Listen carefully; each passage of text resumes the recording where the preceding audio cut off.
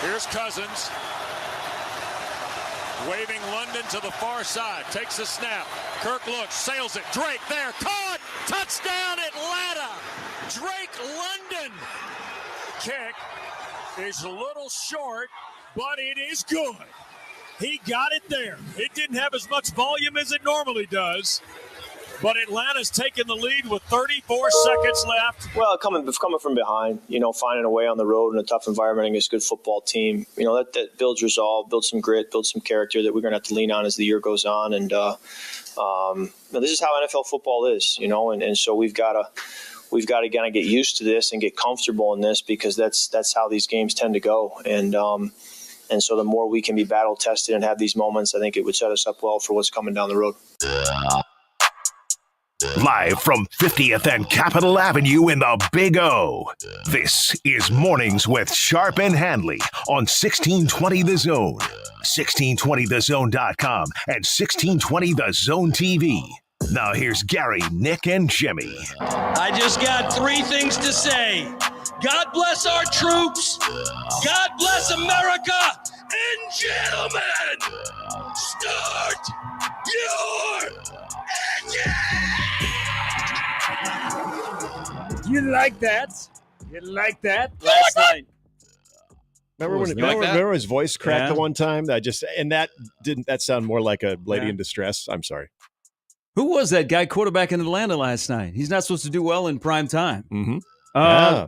Only in Minnesota. Change of scenery, change of uniform. Yeah, don't know that if you're in Atlanta, you get used to that because he didn't look so good. But no. What an interesting end to week 2 of the NFL season. Welcome in, everybody. Going up on a Tuesday. Mornings with Sharp and Handley.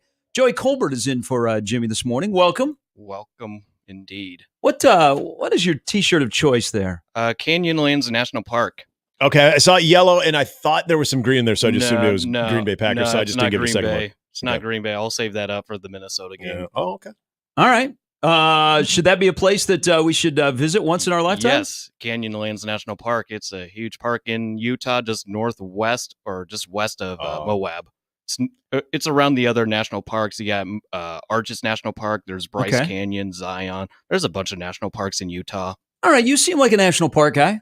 Yes, I am. All right. The family, they go to Yellowstone. Yeah, I've been there a few Yosemite. years ago. Okay. Do you still wear cargo shorts when you go hiking? Well, not really. No, I got hiking shorts now. So. Yeah. Oh, okay. Special. I got specialized shorts. Nice. You're same. You're a hiker. You ever encountered a bear? Yeah, a couple of times. Really? Not. Did you ever play dead? No, not up close. Oh. When we showed up at Yellowstone early in the morning. We were at an overlook area. There was a mother bear just out in the vicinity with a couple cubs. And then when we were leaving Grand Teton, we were driving over an overpass, and there was just a small black bear in a rock creek. Yeah. You didn't try to ride it like a furry tractor? No, I wouldn't trust that. That's good. I think it stayed away from me because I was wearing my Packer gear. Oh, I'm sure. Kind of like the Colts did. Yeah, I would say. All right. Going up on a Tuesday. Lots for you. It's a Tuesday that let's enjoy some Eagles tears, should we? Yes. Always fun. Or shall we? Right. Yeah. Eagles cry. This is there's certain fan bases that when they lose in heartbreak fashion or they just get their butt kicked, you're like, man, I'd rather see the fans than any postgame. It's like the Cowboys on Sunday delivered, because when the Cowboys lose, and especially the way they lost against the Saints, that's always good content and good viewing. Mm-hmm. Last night, the Eagle fans who, this was a 99.3% chance that they were going to win the football game with 1:56 to go last night. Yep. And then the second half 23 Philadelphia defense reared its ugly head.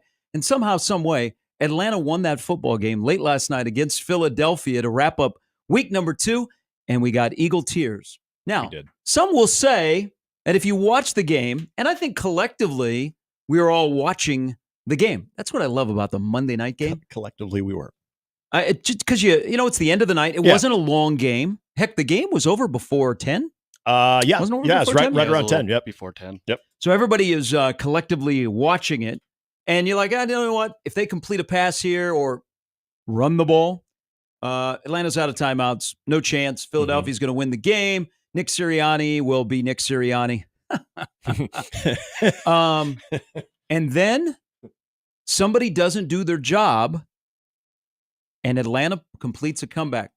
And then almost got screwed because of the penalty on the touchdown where it was more of a field goal than a PAT. Hate the Drake. But I know what the discussion will be today. And I wanted to listen to WIP in Philadelphia because I bet their postgame show is still going. It is like bump their morning show because I have no idea. I should probably look at it and go, I don't believe what I saw. Yeah. But then I think, no, you know what?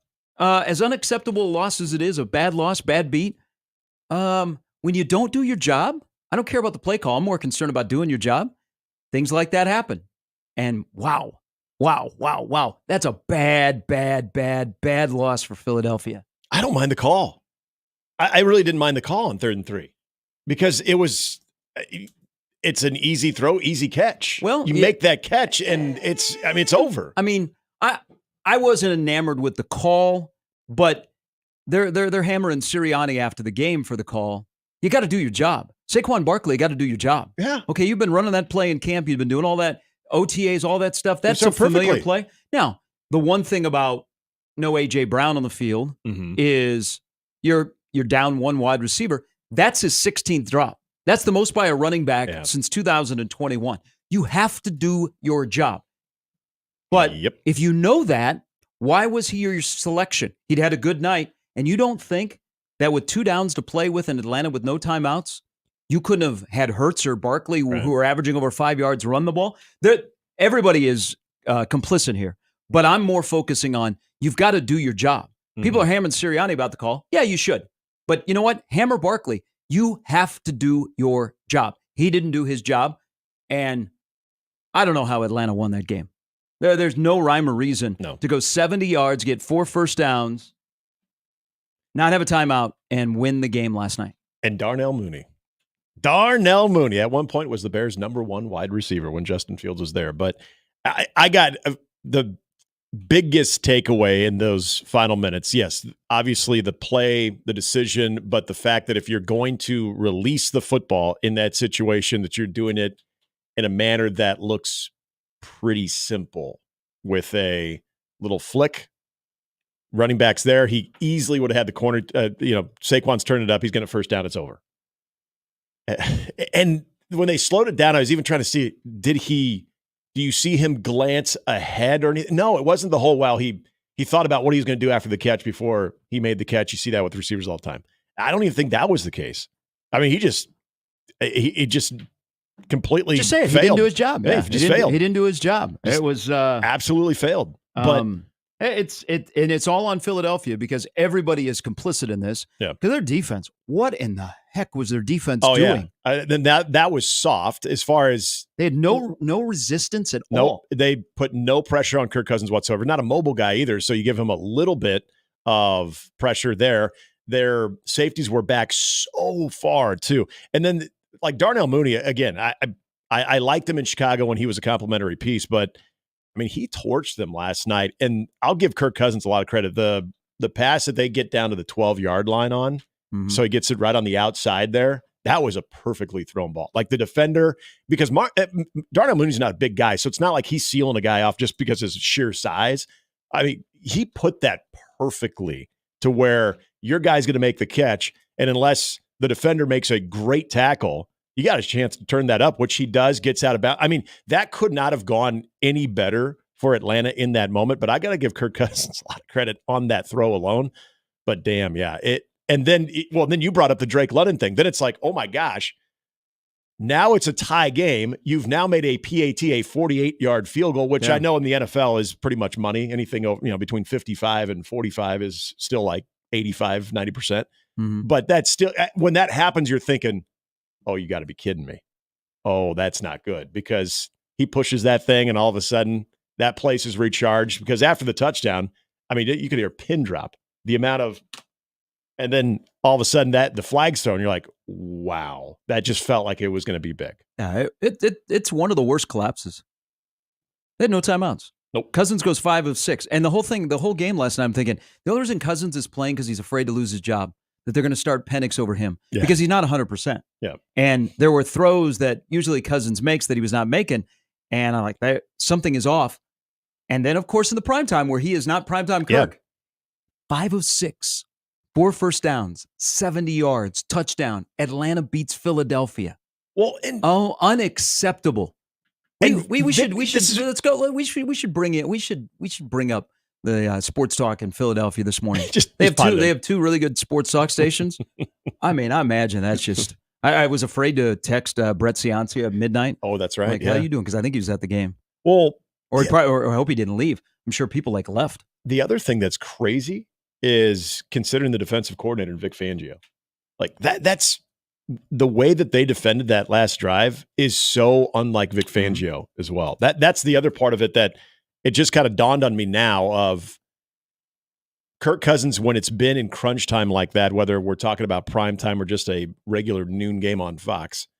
It's a lot of those situations because a defense decides to take away his lack of athleticism. So they do give him a little bit of heat and force Kirk Cousins to beat him with their arm, which Kirk Cousins is, I think he's a cerebral quarterback. I wouldn't say he's overly gifted with arm strength. He's a smart guy. He's got a retirement check awaiting him. Absolutely. But you're not going to say, well, if we throw at him, if we go at him, he's just going to torch us because he's got just unbelievable arm strength and accuracy. But when you allow him to scan just for more than 3 seconds, that to me is also Vic Fangio got shell shocked somehow, some way. I don't know, because Vic Fangio is usually aggressive at the right times. I still think he's one of the better defensive coordinators, at least was. That was not a good look for him either. And what a bad beat too. Oh, what was the line on that? 5.5. 5. Okay. I mean, they always tell you that you're up 6 inside of 2 minutes is one of the worst leads to have in the NFL. But the whole, if I'm Atlanta, this is what makes rivalries and games and fan bases so great. So Philadelphia's fan base is in total meltdown. Mm-hmm. Thank God and I think the Phillies lost last night as well in Milwaukee. Boy, rough night for Philadelphia. Sixers or the Flyers play?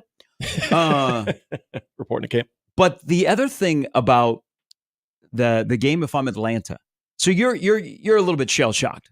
There's no Atlanta fan that said, "Oh, we got this." Yeah, because they expected even run the tush push. Right, run it twice. If you're 4th and 1, even you could do that. Even run it twice. Atlanta didn't have any timeouts, so you would have run the clock down another minute. Yep. So I'm sure Atlanta fans were like, "Yep, you know what? Another heartbreak." But then you have Arthur Blank. Who does Arthur Blank show up on the sidelines more than any other owner? Yes, I just assume he's camera. Always there. Like Jerry Jones stays upstairs. Arthur Blank is on the sideline. Yeah, he teleports to it every game. But the other thing about the Falcons that is sweet, that you could just rub in the face of Atlanta. And Atlanta and Philadelphia don't like each other. A lot of it is baseball. They don't play often in football. Is the fact that broadcast last night on ESPN was so Eagle-centric. Yeah. Oh, so many tears. With Kelsey, yep. So many tears. The Falcon fan, you got screwed last night. It was the Philadelphia Eagles broadcast, and Atlanta went in there and they pulled the plug and they ruined the party. Yep. Because it was nothing but Eagles. Eagles, Eagles, Eagles. Yep. But Atlanta won. How great is sports? It is. It was, and when it happened too, I'm sure there was a lot of people when they had to settle for the field goal. You're thinking, yeah, but it's Kirk Cousins. Oh yeah, because that has to manufacture that There's drive. no primetime Kirk. Right. So it's Kirk I wouldn't Cousins. get used to it. But what he did, again, good for him. And with the Eagle-centric broadcast too, you got the Cam Jurgens segment and the Joe Buck Beatrice, Nebraska, which was great. But yeah, see, that's tough. I once asked Matt Surrey, who moved here when he was at Channel 7. He's now in the Twin Cities. I think we had him on the air. He was it was during a Wisconsin week. Yeah. And I said, when you're new to Nebraska and you're on television, they didn't do it to us in radio, but you're on television, especially a meteorologist, which to this day, how good a job is being a sports writer and a meteorologist. You don't have to be right. No. Okay. No, you don't. But when you are hired to be like a meteorologist or even like an anchor, somebody that's going to speak a lot, I said, do they ever run through the difficult Nebraska town names like Beatrice, like Schuyler, Kearney? I don't think he mentioned that one. Norfolk, because I've heard Schuyler be pronounced as Schuler. Oh, really? Yeah. Hupper. Yep. But he said yes. I can't remember. He said it wasn't Bill Ranby. It was somebody else that were like, "Hey, here's some cities in our viewing area that you're going to bring up, and especially like in severe storm coverage where you're going to mention a lot of different places. So they went through how to pronounce Beatrice. It's not Beatrice. Yeah, Beatrice. So I am okay with Joe Buck. Yeah. It was, and it only got a reaction out of people that were like Nebraska people that were tuning in, or people that knew of Beatrice, Nebraska. When somebody down in Beatrice is making a T-shirt right now, right? But I mean, it's beet rice. It was pretty damn sweet though to see them. I mean, highlighting Cam Jurgens and what he was doing in that game, but also you're getting the full Jason Kelsey endorsement about how great he is, and then they're talking about the cattle farm and all of these great things about Cam Jurgens. And it was kind of cool. You get the slight little, and then Joe Buck kind of thrown in like and his cattle farm in Beatrice, Nebraska. And then, of course, Twitter just blew up there. And it was all us. That's the thing. It was all us who live here and know it. And we're like, oh, no. But, yeah, I mean, it was still very, very cool on Cam. Every time I saw Cam Jurgens this summer, he was dressed like he was a cattle farmer. Yeah. Like jeans, cut off T-shirt, and boots? So he worked out in Lincoln a bit this summer. And he was at a couple of different things in Omaha. He would have not jorts, but they would be like jean shorts. Yeah. But they weren't like true jorts. Yeah. And he would have like, I would say they're Timberlands, but I don't think they were. Like so work boots. Yeah. And then you have like a T-shirt on. Like if you ran into him like at the Quick Trip, he'd be like, just everyday guy. Hey, what part of 80 are you working on today? Yeah, that or just getting over the roof. All right, good for you, man. Now he's built like a Coke machine though now, right? Yeah. I mean, I've heard he's even bigger. But Jason Kelsey, there's I turned into the ESPN pregame show yesterday, and I wondered why Ryan Clark was dressed like somebody from Star Wars. Yes, he did. Or he was a revolutionary general. They were having a formal dinner on the Death Star. Is what it looked like. Yeah. Then you had Kelsey, who was back in his element. Looked good, by the way, too. I think he got a little big brother or little brother fashion vice. Like had the suit, had the nice little no tie and everything. It was a good look. Had the hair going on too. Schefter was dressed in the Kelsey Super Bowl. Was that a mummer costume? Is that what they call it? Is that what they call it? I think Joey, you would know. A mummer costume? Joey, you're the smart guy on the show today. Is it the mummer? Is that what it is? What Kelsey was wearing at the Super Bowl that Schefter was wearing last night? Is it called a mummer? Oh, it is. Yeah, you're right. It is a mummer. Yep. It's a mummer. Sounds about right. I had to look it up, but that's correct. I can go to Nobby's and go, I'd like a mummer. Yeah. I'd like to be a mummer for Halloween. If you described it, I know exactly what it looked like. But now when you said mummer, I can confirm that is what it is. So Kelsey goes in, as you were alluding to, into the booth in the Eagle-centric broadcast last night. which had to be painful for Troy Aikman, too. Well, I mean, Buck and Aikman are pretty good together. Yeah.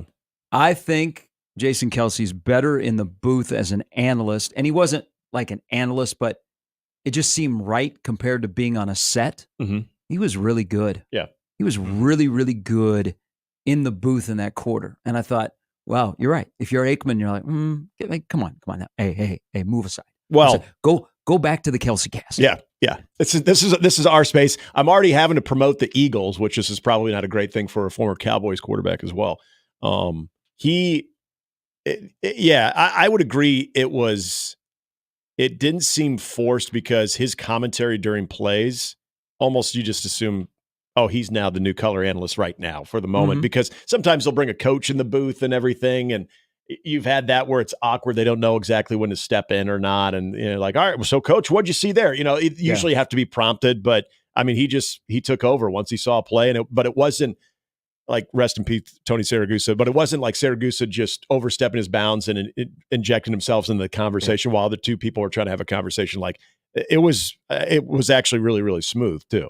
I said last week that the Manning cast is in trouble because Buck and Aikman, no one wants to tune away from them. Yeah. They're good. I mean, Buck and Aikman are really, really good. So you watch the regular broadcast, and I said that probably last Tuesday, and the ratings weren't very good. It was the lowest rated Manning cast ever.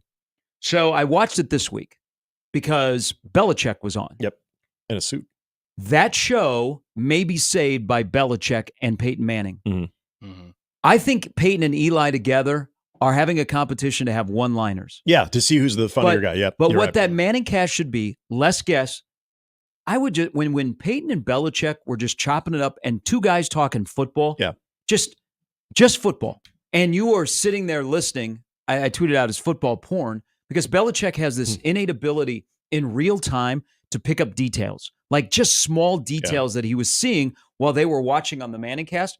Belichick might save it because I think, man, I think now the only way the Manning cast work with guests and stuff, if it's a bad game, if it's bad teams, so that they can knock, the play and stuff like that. Yeah. Because if it's a good game, I'm watching Buck and Aikman. But if Belichick is there and Belichick is talking football, and I think he's in Peyton Manning's wheelhouse, and they're going back and forth, and then there's just Eli sitting there as the other brother, I think that's the best Manning cast. Cooper there?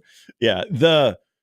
Why Bill Belichick, I think, is a fantastic addition for that reason, but also he's kind of funny. So you get a little bit of the Bill Belichick personality that you always heard players talk about internally, but you never really got a chance to see. We talked about this with Nick Saban, how retirement suits them well because all of a sudden they're kind of letting loose a little bit, but they still have that football IQ and that acumen to be able to break anything down just by seeing it. It doesn't have to be, extremely scripted or anything like that. But more than anything, with the Belichick presence of what he's been doing since he has been unemployed is the personality. Like, who is this guy? Like, he's laughing, he's having a good time, he's poking fun, giving Eli crap too. Like, it's actually part of it. And that's what happens when you leave New England. Remember that when you ship out of Boston, your life changes. You become more happy. Everybody thought it was him. Everybody thought, well, it's his system. He's the culprit of it, but maybe it is something. Maybe it's something about leaving Boston. But this was tough. So I was watching some of the Manning cast highlights from last night. You mean as a podcast? No. Everything is becoming a podcast. Radio shows are podcasts. Like everything is into podcasts. Like I'm sure the Belichick stuff, McAfee said this yesterday, and I agree with him. The Manning cast is a podcast. It just basically is cut up into segments. Yeah, like this radio show is. That'd be very true. Long form radio doesn't exist. Mm-hmm. Everything is a podcast. Yep. Everything is sliced into sound bites and segments. Yeah. No, it's true. And that's what the Manning cast is becoming. Where you could easily convert that into a podcast to what you're seeing on TV. But so I don't know if you saw this or heard about this. So it was when they had Matt Ryan on, which again was interesting because I like Matt Ryan. I think wasn't he on at the end? Yeah, at the end. Yeah. And so I got to watch that. They had the delay again. So as soon as Saquon Barkley drops the ball, it's Peyton, Matt Ryan, Eli. Both Eli and Peyton are basically as piped in real time as you possibly could be to the broadcast. And so they're just like, oh, and Matt Ryan's still sitting there.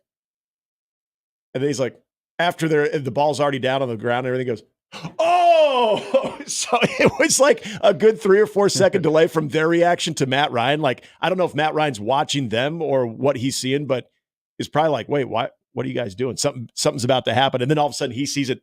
It was so awkward. Yeah, that's a big problem with that, with the guests too, is if they're not all on the same, essentially on the same frequency where there's no delay, man, that thing is awkward. At least you got a football guy or an athlete that it can make up for it and give you something. But they had Miles Teller on yesterday too. And see, I watched, so I saw a little bit of his, and the Falcons scored when he was on. Yeah, it was the Mooney score, yeah. And Peyton broke it down and like, hey, I apologize. This was not an Eagle. I mean, this is supposed to be Eagle-centric. But Belichick is really, really good because I worry about the Manning cast. And here's another thing. The Mannings together, do you think there's a rivalry between the Kelseys and the Mannings? I don't think there was until maybe this last year, especially with the type of money they're getting. When Jason joined ESPN? Probably a little bit, yeah. I don't think it ever was until, just this last year because of how popular the New Heights is, but also, I mean, that made a lot of headlines of what they signed for as well. Everything's a podcast. I think they're out earning them. We should just tune this into 6A to 6P and do like 15 podcast shows. And then instead of a commercial break, be like, let's pause and tell you about our good friends at Tickets for Less. And then we just do that. So there's no actual commercial. We just do that. And then we roll right back into the conversation. Just a podcast. Everything is a podcast. Everybody's got a podcast. Everybody's on a podcast. That's true. I'm not going to knock podcasts because podcasts help me go on vacation. Yeah, they can line your pockets a little bit. But there's part of like, as always, the Mannings are still the Mannings, and Peyton is funny, And Eli is quirky. Mhm. But if you're ESPN, you acquired Jason Kelsey. And he's got a huge platform. And he's got that different kind of vibe. I wonder if there is a rivalry. And then what is the shelf life like? Because I think you could be overexposed. Like, I think the Kelseys could be overexposed, especially Travis. Yeah. The Mannings could be overexposed. Shaq could be overexposed, even though I think Shaq fights through it, even though Shaq is everywhere. He is. But Shaq is still extremely popular, and it now probably is gaining in popularity. But those two families on ESPN, if they have a shelf life, like, do the Mannings have a shelf life, or will the Mannings live forever? That's a good question, because how much of the shelf life for the Kelseys, let me ask you this one. How much of the shelf life for the Kelseys do you think also is part of, I hate saying this because I don't believe this helps the NFL, but as far as the Kelsey intrigue too, now you've got Taylor Swift in the fold. It helps, but remember, that podcast was extremely popular before last summer. Right. And I don't think 2 summers I don't ago. think ESPN makes that decision of bringing in Jason Kelsey because of any of that stuff. I think it's all about even the guy he was as a player. I mean, he always stood out. He was always very outspoken. He was always extremely colorful. I think they're if you have I've what listened you're to- saying, if you have a question about, him in the booth in the third quarter answered any of those Oh questions. yeah, he was great. I mean, he is. it became a bidding war. Mhm. I mean, you want him. He's a personality, okay, and he's got a platform and he's seen. So you see him now on, when they drop either on Tuesday or Wednesday his podcast with his brother. You're like, I think I can watch that guy on Monday night on ESPN. Here's the other thing about a shelf life and the Kelseys and the Mannings is, what is the pecking order at a place like ESPN when you already have Stephen A. Smith and McAfee? And what happens if they acquire Barkley? I mean, what's the pecking order for the future at ESPN? Ooh, gosh, you throw Barkley into that mix as well. Well, think about it though. Barkley's stock is as high as it's ever been. Jason Kelsey and just their podcast and the Kelsey brothers in the presence is one of the most top of mind sports entertainment options that you have right now, and one of the most talked about athletes between Travis and Jason. And even Jason's fame has just skyrocketed. McAfee, whether you love him or hate him or somewhere in between, the guy gets a lot of traction. I would say, oh gosh, the pissing match that would be going on, because there's also egos involved. And you mentioned Stephen A. Smith, like that's a major ego. Sorry, Max Kellerman.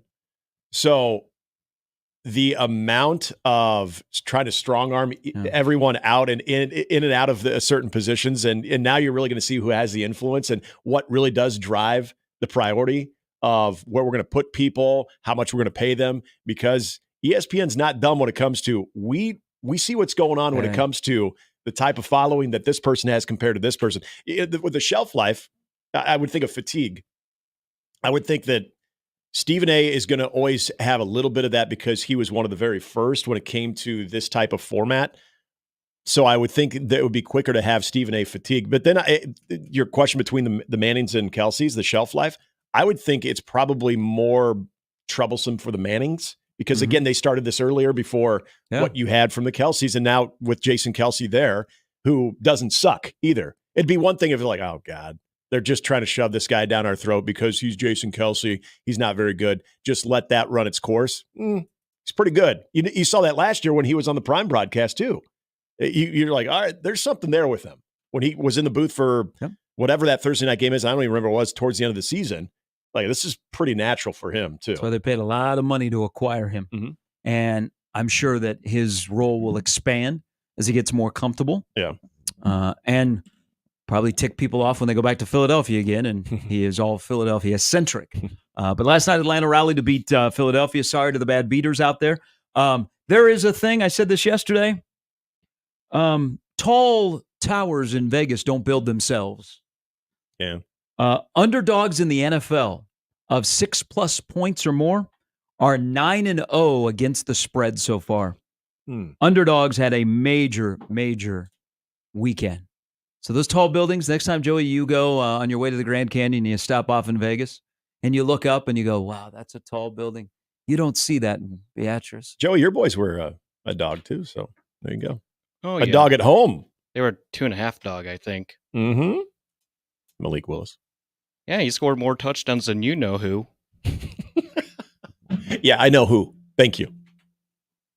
That's fair. That's fair. Bring that on. Bring it on. Well, you guys could be Bryce Young this morning. All right, let me give you the lineup for the show. It's brought to you by the Rooferys of John Higgins Weather Guard. Sam McEwen will join us coming up at 7:30. We're a day closer to the kickoff, where the season begins. Throw all the stats out. Don't pay a lot of attention to them. The real stats start to be collected on Friday night in Lincoln with Nebraska and Illinois. Nebraska still, depending on which book your favorite is, I would hope that would be FanDuel, is about 8.5. Some places you can get 9.5. This game feels like maybe a little bit more than that to some. Sammy Mack will join us coming up at 7:30. BC will join us at 9. Brian Christopherson and then Andy Kindy at 9:45. That is the lineup brought to you by the Rooferys at John Higgins Weather Guard. Lots to discuss about things that Matt Rule said yesterday, and he put out a depth chart. I don't know if it means much, but a word about somebody on that depth chart definitely meant something to me.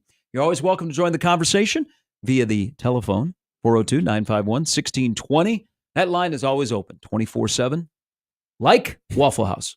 But in this case, the Zone Hotline is brought to you by 42 Degrees The Source, by your mom's house. You can always email us into the Equitable Bank inbox, Gary at 1620thezone.com. Handley at 1620zone.com. Also on the JTech Construction Zone Twitter feed at Gary Sharp 1620. At Nick Handley 1620. And all of our commenters on YouTube, 1620 The Zone TV.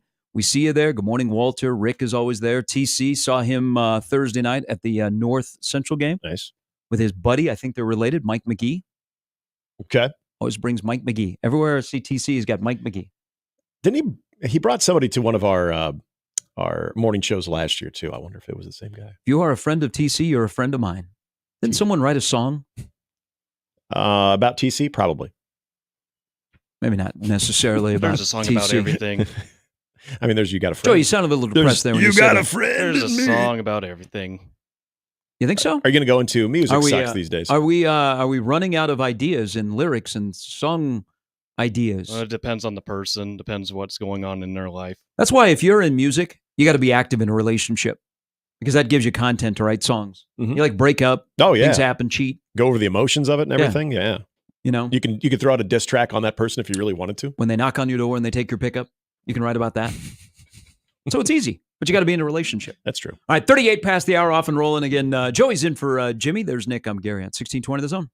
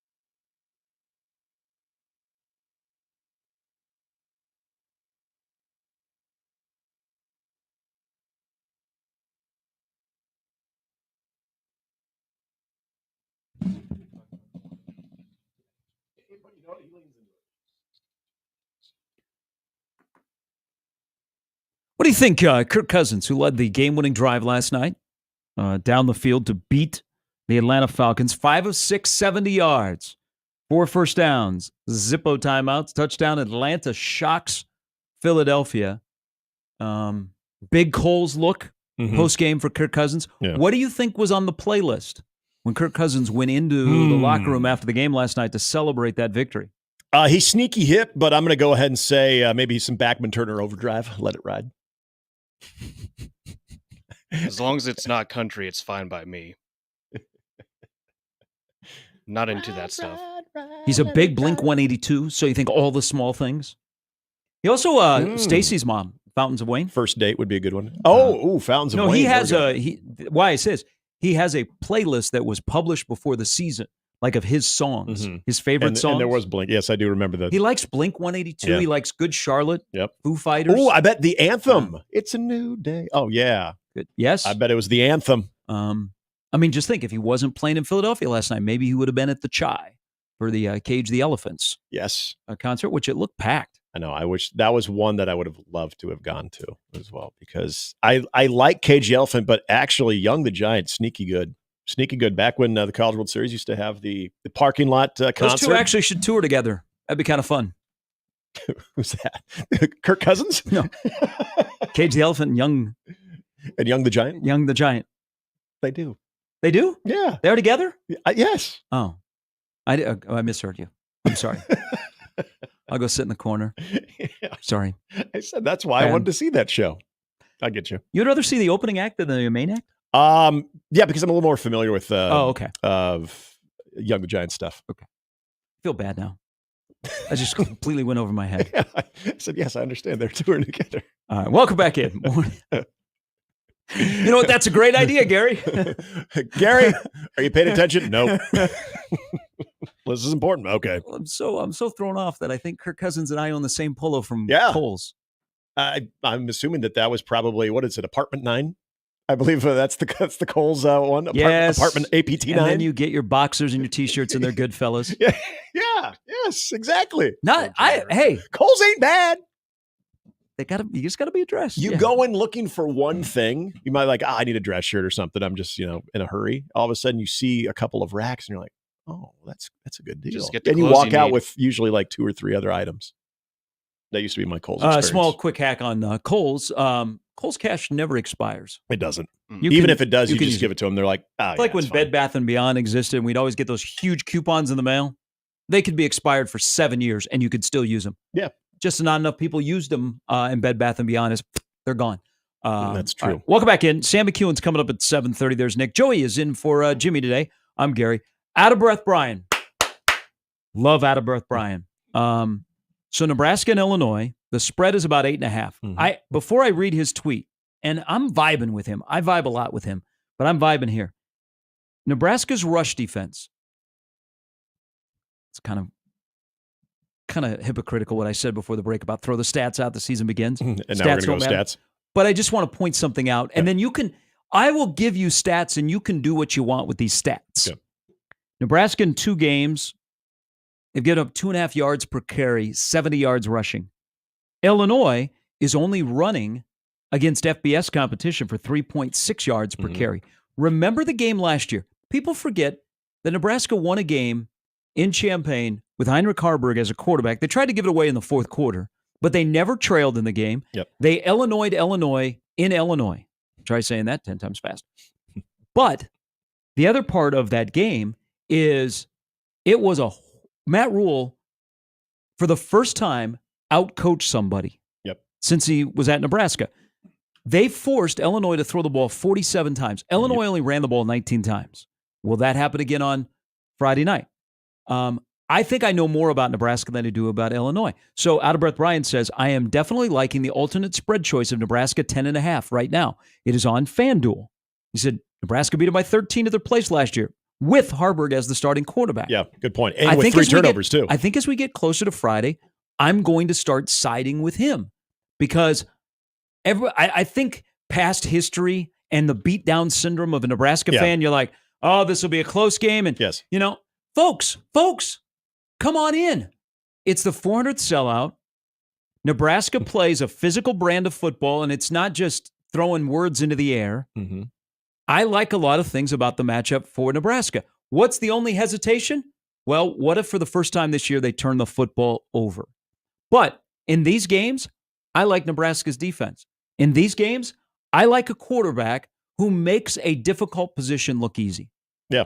And don't forget, it was one of the very few games that they actually overcame 3 turnovers in that one. It was 2 interceptions and a fumble? Well, and then the fourth quarter, they just basically said, hey, we would not like to win this game, so if you guys can go ahead and win it, oh God, that was awful. Yeah, and okay, and that was another part of that game last year too. And I get it, that was last year. This is this year, but last year, where you're just looking for the proverbial nail, they never did that, and that's where those turnovers came. And so you're thinking, oh my gosh, Illinois at some point is just going to take advantage of it, and they never did. Now, where Illinois is good is they're not turning the ball over. Like Altmaier last year, he was working in a bakery in Champaign-Urbana. Okay. He was like behind the counter and was like, hey, Joey, do you want a turnover? Do you want it to be apple? Do you want it to be blueberry? And he was like handing them out to you. He goes, you know what? When I was down in Oxford, Mississippi, I did the same thing. I come to Champaign. Here you go. He had his little chef hat on. This year, you know what? They went bankrupt. They're out of business. He's not working. He's just got one gig, and that's the quarterback at Illinois. So they don't turn the ball over. They're a +8. Their defensive backfield is pretty good. Xavier Scott is a dude. He's got 3 interceptions, and he's forced a fumble. They're going to try and rough up Nebraska's wide receivers. But looking at Illinois, when this is going to be a physical football game, and I give credit to Altmaier, he's made strides. He doesn't turn the ball over. He's throwing it about 70%. Yep. And I think he's right behind O'Rourke for touchdown passes in the Big Ten through 3 weeks, is they don't stop the run. Against FBS competition, a little over 4 yards per carry. So the game's going to be won in the trenches. And even if you're like, well, I'm still trying to figure out Nebraska's running game, I don't think they're going to be able to run the football in Nebraska. Chase Brown ain't walking through that door anytime soon. So what do? You force them to throw the ball, make poor decisions, get a pick here or there, short field, get the ball back, put it in the end zone. Yeah, and from the standpoint of what you'd like to see them do. So in what they did last year with the volume of passes, and I mean, you still had Pat Bryant, you still had some of those guys that are a concern as far as the type of wide receiver you're going to see. But this is where I also go back to what we probably dismiss a little bit with Colorado because of how fun that was in that first half of just dominance defensively and what Nebraska did. This is still, I would agree with what Matt Rule said when he brought up the fact that skill, as far as what they saw in the offense, is as good as they're going to see. And no disrespect to what Illinois is bringing in, but this is where I think if you are in a situation where all of a sudden they're having to throw more than 30 times in the football game, where you like how Nebraska can still match up with those guys on the perimeter. So it does come down to there was, and it probably doesn't hurt a little bit too that this defense, I think, feels a little bit pissy going into this week. And what I mean by that is we all listen to Isaac Gifford after the game. Matt Rule didn't really go, I think, deep into it. I'll be curious to hear what Tony White says today, but I think they were largely just disappointed with tackling and just little things that they pride themselves on. A run that should have been 1-2 ended up 3-4. Yeah. But I think we have to be careful here and not get just swallowed up by the opening drive. Because after the opening drive, there's nothing. I mean, no points. But and it was brought up leaky periodically, but I'm saying we need to stop getting just, oh my God, that first Nebraska adjusted. Yeah, and they did it. And I thought Ben brought up a good point yesterday of there are just going to be times that with this defense against certain types of offense and the way they want to attack you, that there might be a little bit more of a bend don't break mentality as opposed to just swallowing them up and 3 and out. But what I would say is for a defense they have a standard, and that's what I love about that group is they're self-governed too. It's hardly needing anything to be said from Tony White or any of the coaches, but I think that they're going to kind of feel a little bit reinvigorated for that matchup, knowing the success that they had against them last year too, where you have some of the familiar faces. The fact that Illinois is not running the football I think is huge for this defense. I think is absolutely huge for what they can take away early and often, and then all of a sudden for a guy who, and you know this because we've talked about quarterbacks in the past, that even when they're doing a much better job compared to their previous year of taking care of the football, all it takes is that environment to change a little bit for them. If they're taking things away offensively and they're having to give you that many opportunities, and you're getting pressure in the entire process of that, you're going to make that mistake. That doesn't completely leave you. Now, part of the running game, and this was brought up yesterday around Mazuka. Before I tell you what I think was the discussion point by the head coach yesterday, so Lutovsky is going to start. Most of Lutovsky's problems when he has played extended period has been missed assignments. Illinois is going to try and confuse Dylan, okay, from man to cover two. I mean, there's going to have to be a lot of stuff. I think Nebraska's football IQ on the offensive side of the ball is going to have to be really good on Friday night because they're going to have to do a lot of not just pre-snap looks, but I think Dylan in the moment, which, again, he makes playing a difficult position look really easy through 3 games. Yeah. Don't overlook that. There's going to be, I mean, what if he doesn't have that moment? But right now, he makes a difficult position look easy. Yep. But they're going to throw stuff at him at the snap. So he does a really good job of processing things, like in real time, which is, again, really impressive. But that offensive line is going to have to do those same kind of things. So there's a reason why Nebraska went into the portal to find a guard. Lutovsky, here you go. Great opportunity. He's one of the strongest guys. I like bits and pieces, but it's not like he gets overwhelmed. It's just missed assignments. But back to the guy he's replacing. And you cannot, if in a game where you're going to say, hey, let's be physical, we got to run the football, I'd rather have Mazuka than Lutovsky any day that ends in Y. Mazuka is a really good run blocker. That's what he was brought here to do. But he will not be available for this game. And so what started last week, well, actually what started on Saturday, went through last week, was announced this past Saturday, was talked about after the game, was talked about again yesterday. I don't think this is my read on the situation with Micah Mazuka. Got to remember, this is his 3rd school. He was not allowed to come back to Florida. They didn't want that business. Okay? But Nebraska needed a guard. Hey, guy has NFL ability. He's also a guy that revs hot, and he's not used to somebody holding him accountable. So I think Rhule's punishment on Mazuka is not to keep the locker room afloat, to say, hey, you guys saw this. He got heated with Dom. Homie, don't go there. I don't want the locker room to filter and fall apart. I don't think he did that. I also don't think his, I don't know, they technically call it a suspension, whatever they're calling it, wasn't also to say, hey man, hey Dom, I got your back. You know what I think Rhule's handling of the Mazuka situation is? Matt Rhule stopped Micah Mazuka before Micah Mazuka could hurt himself. From the standpoint of, I think Matt Rhule looks at Micah Mazuka and says, you're an NFL guy. Yeah. I've been in the NFL. I've seen guys like you before. Hey, you're a good football player, but between the ears, that's going to get you cut from a team. Yeah. I think you can play in the NFL. I want you. You're here for a reason. One, we gave you a chance, and we think that the inner workings of our football program can help you. So I'm going to take a step here to protect you from yourself because I'm looking at your future because I think you can play in the NFL. And you pull that crap in the NFL, you're going to be blackballed and you're not going to be playing. So we're going to start here, and I don't care if it's the first Big Ten game or the last non-conference game. I'm going to help you, and we're going to put you aside, and then it's up to you to figure out what your future is because I still believe in you. That's how I read the situation, how Rhule has handled this. Yeah, I think it does serve multiple fronts. I think you're spot on with that aspect of it right there for the simple fact. 'Cause I thought of the same thing of if this is a situation the way that he explained yesterday that he's still with the team, he's still doing everything that they ask, he's just working through some stuff. It was important yesterday that he was back physically. Yes, yeah, back physically, and again, that Matt Rhule said he's doing everything he's being asked to do right now. So I thought that part was important of that he's still engaged with it. It's interesting what you bring up there, though, as far as not being held accountable before. And because you're at a place that's got to win football games, okay? Yes. And you know what? You could, you kick grandma in the teeth and run her over with your car, and you're still going to be playing against Tennessee, right? If because you got to win, you got to win football games. Yeah, absolutely. If you can help them win, and so sorry to the grandmas out there, I would never do that to you. Yeah, that would be rough. Sorry, we would not condone that at all. Joe, you gave me a dirty look. I'm sorry. I'm sure your grandma is a wonderful person. Oh, she was. Oh, I'm sorry. I bet she was. Okay. It's okay. You know what? Got uncomfortable for a moment. It happens. We're all going to die. Yeah. Hey, my grandmother's no longer with us. Yeah.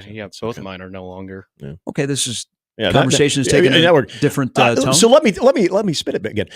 But there was the part yesterday we were talking about of the standard that everybody's being held accountable for, and when you start moving the goalposts on certain people because they have different abilities, they can help you win or they can help you do a variety of things compared to somebody else that you look as maybe being more expendable. That's when you do start to get, you have a problem on your hands. And that's where all the things that you're preaching throughout the week of preparation, even small things and motivating tactics, it just falls on deaf ears because they don't respect you. But I do think by looking out for Micah Mazuka as this is what happens when we have to hold you accountable. But like you said, this is also hopefully driving the point home of the things that you just can't do if you want to fulfill that ultimate goal of getting paid and do this professionally. But also, as you're doing that, you are sending a message, not necessarily of the culture part of it, the consistent standard, because I mean, that's there. I think that's always going to be there with an example like this.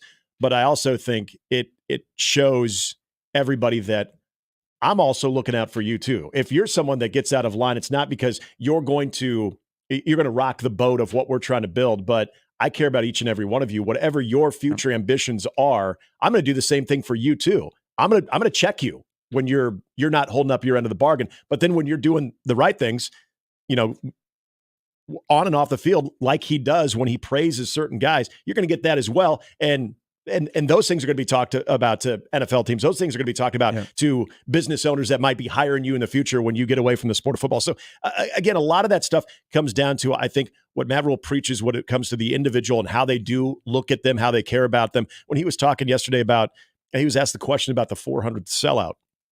And he was talking about how they bring them here.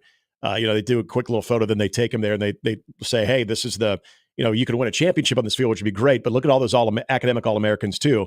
You could have an endless possibility as far as the type of future that you have that may not even involve football. So it's one thing to preach those types of values with a football team, but when you have examples like this, because I think you're right, I think this is more about trying to help him, trying to protect him, and actually knowing, and I'm sure Rule knows this, he's probably the only coach that is and has ever held him accountable.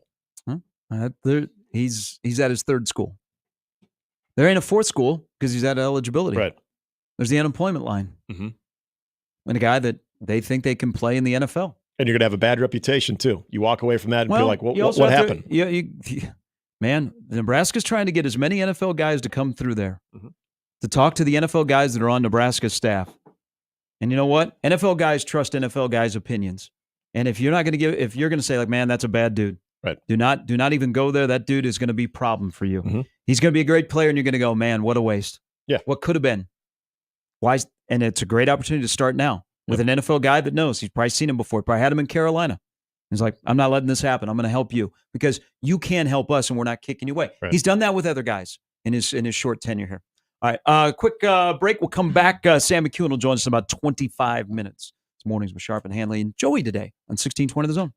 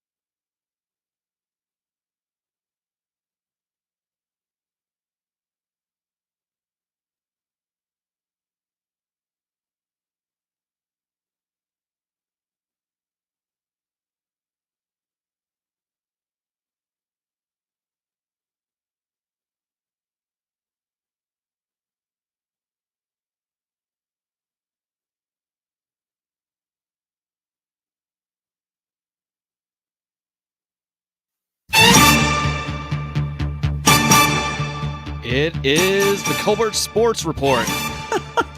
That's what I call it. Yeah. Okay, let's go to college football.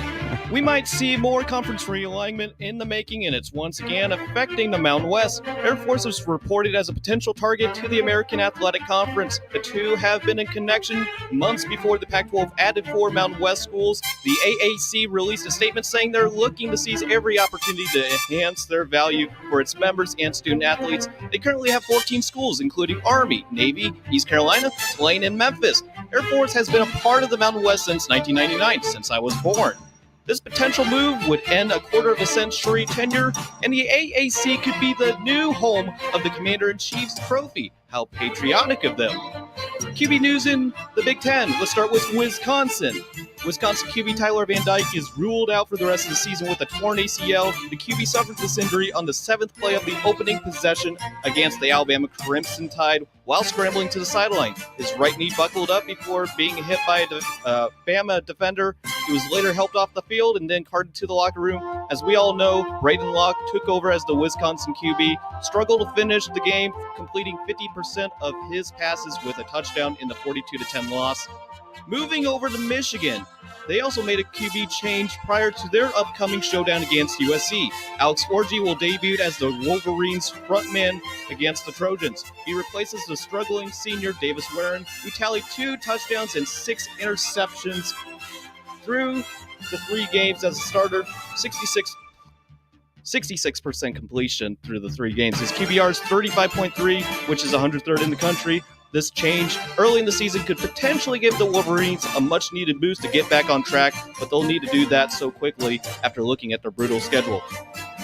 Moving over to the NFL, Bryce Young is benched in favor of Andy Dalton. According to ESPN's David Newton, this makes the first QB selected number 1 overall in the common draft era to be benched for non-injury reasons in the second season.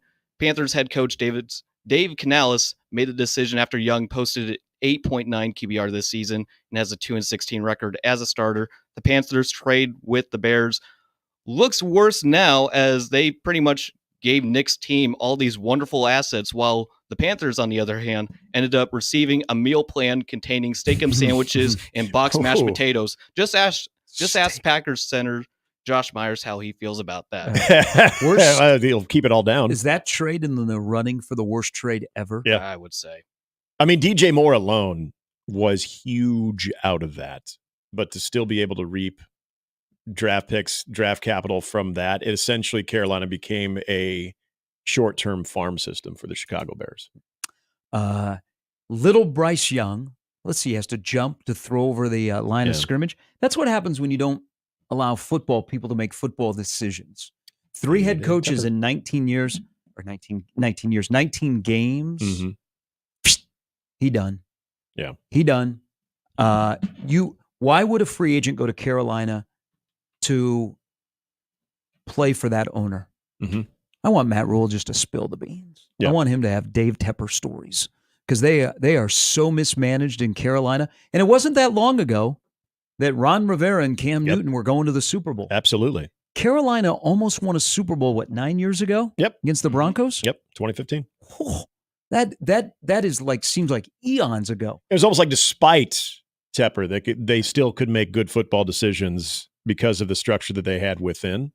It's a dumpster fire. And I wonder if Dave Canales, because he probably won't last either. Maybe he will, because Matt Rule's doing his own gig, and that's not in Matt Rule's DNA. I'm with you though. I would love to know the inner workings and what it's like on a daily basis to work for that. That would be a good podcast.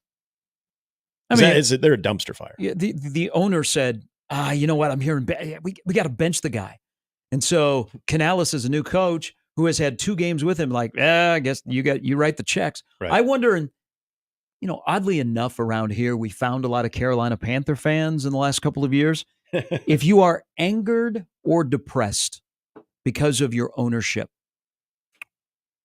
I would say you were probably angry a couple of years ago. Now you're more depressed. It's going to be cool, though, that Andy Dalton's going to be the starting quarterback for the Carolina Panthers. You know why?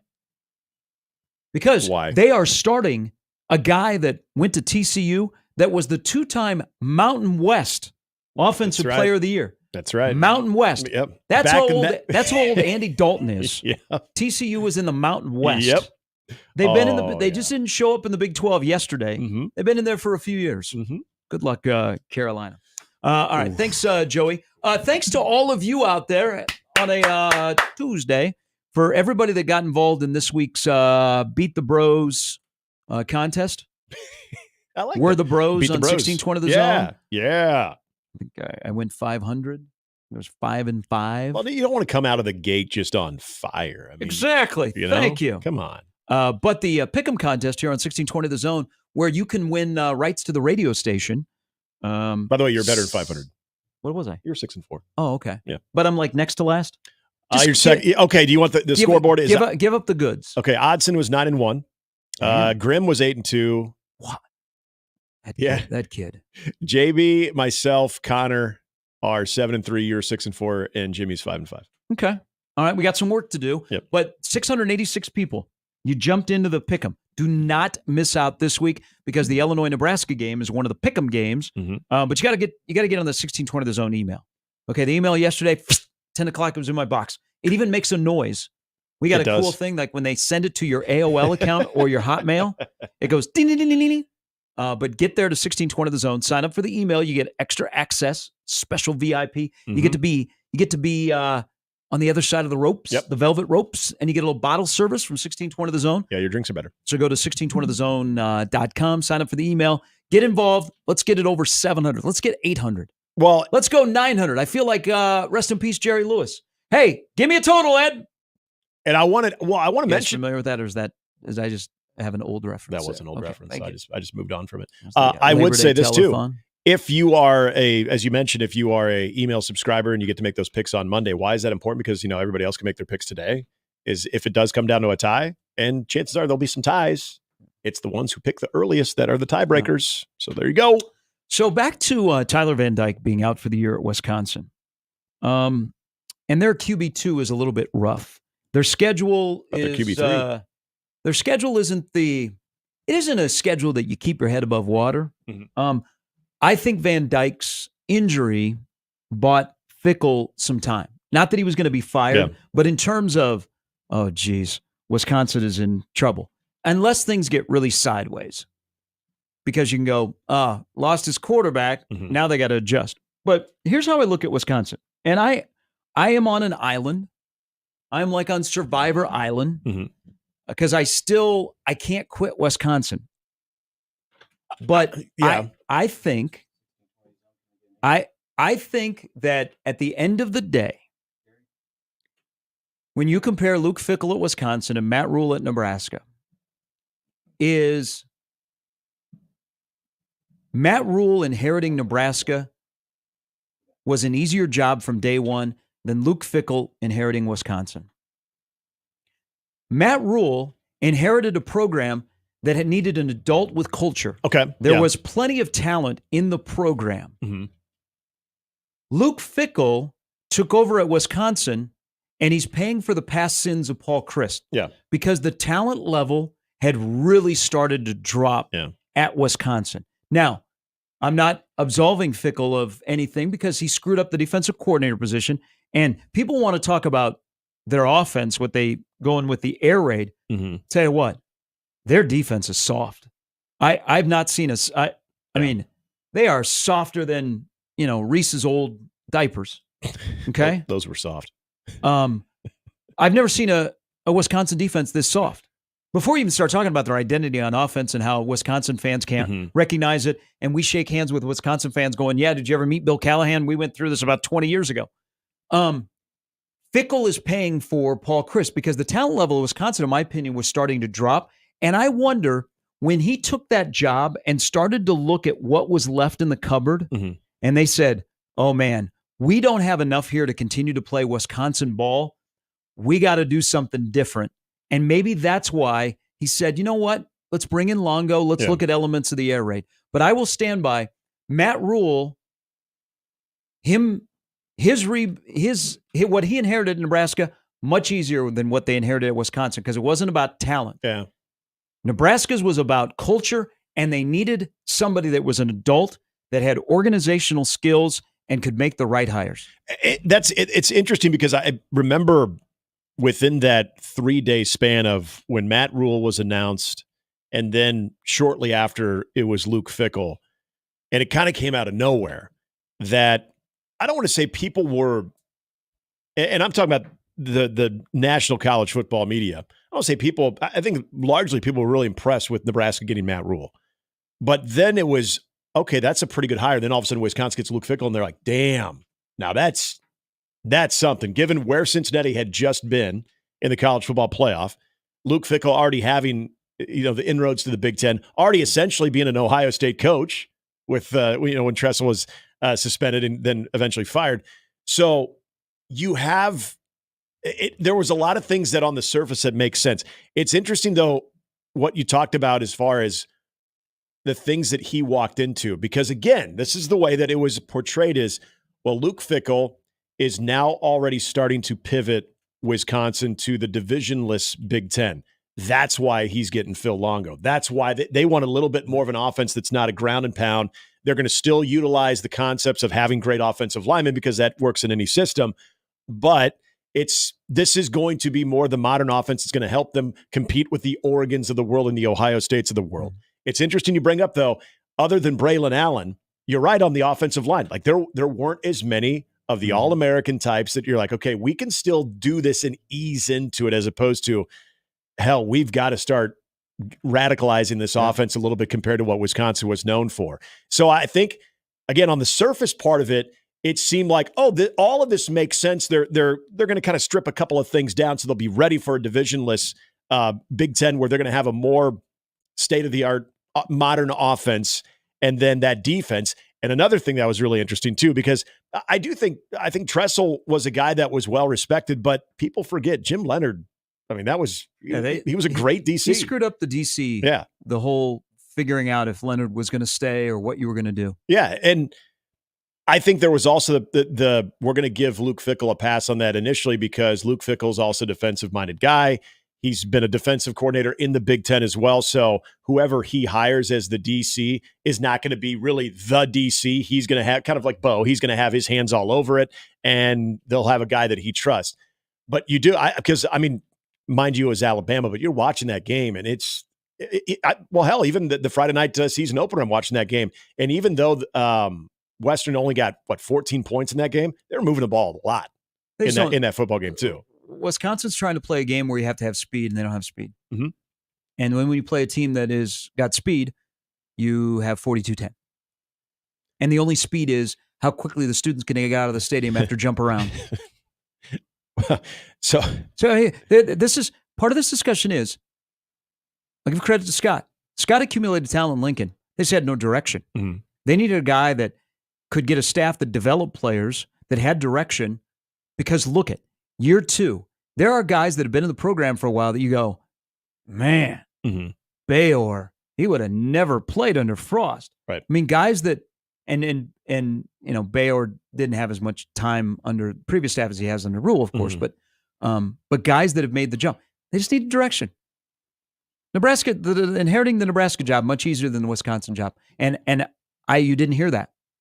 You didn't hear that because it was the opposite. Nebraska is a dumpster fire. Good luck, Rule. Yeah, and now you're right. It was more of skip the season, plant some corn, make some money, buy some players. It was the Rule is the right man for the job of remaking Nebraska, but you need to be patient. That's why everybody crammed the year 1 under Matt Rule history, year 2 under Matt Rule history, year 3 under Matt Rule history, and preaching patience, not from him, but from the outside world of how they viewed the Nebraska job. So I think it's a fair point, because and I think this was a question that a lot of people were asking of who has more initial success between those two, Luke Fickell or Matt Rule, at those respective jobs. And I think a lot of people are saying Luke Fickell because they have a much better situation and are really made to win now, as opposed to Nebraska, which, as we're now learning, is a little bit more the opposite. We'll get to Gary here. Here's what we think of Wisconsin right now.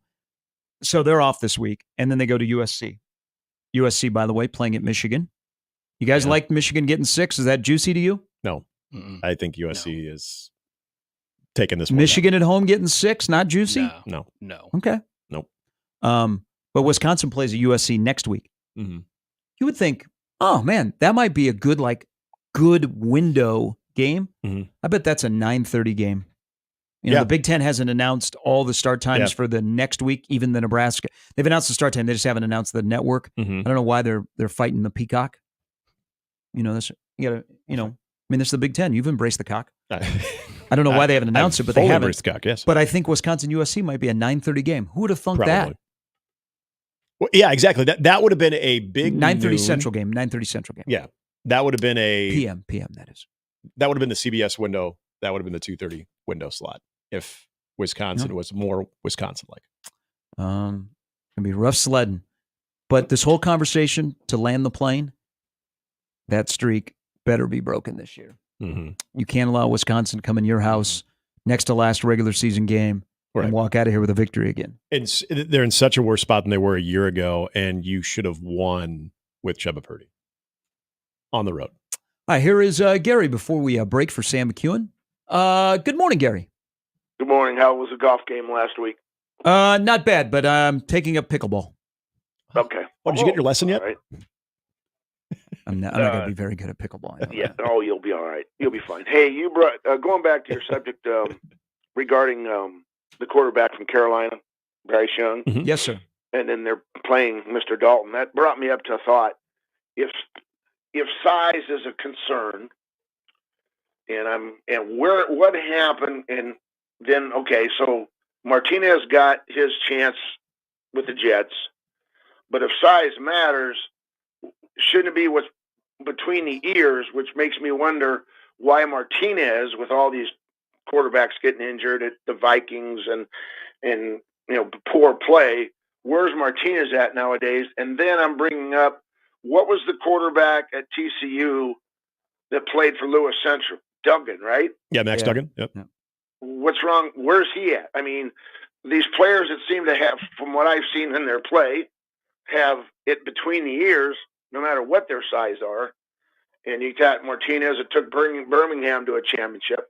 Do we know where these guys are at, and why are not they getting chances? I don't know where Max got picked up. He got cut at the end of training camp. Adrian's on the practice squad with the Jets. Yeah. There is still okay. Yeah, okay. Gary, there is the talent part of this. I mean, Yeah. if there's only 32 jobs in the NFL, and true. you still, whether you're benched like Bryce Young or you're a journeyman like Dalton, or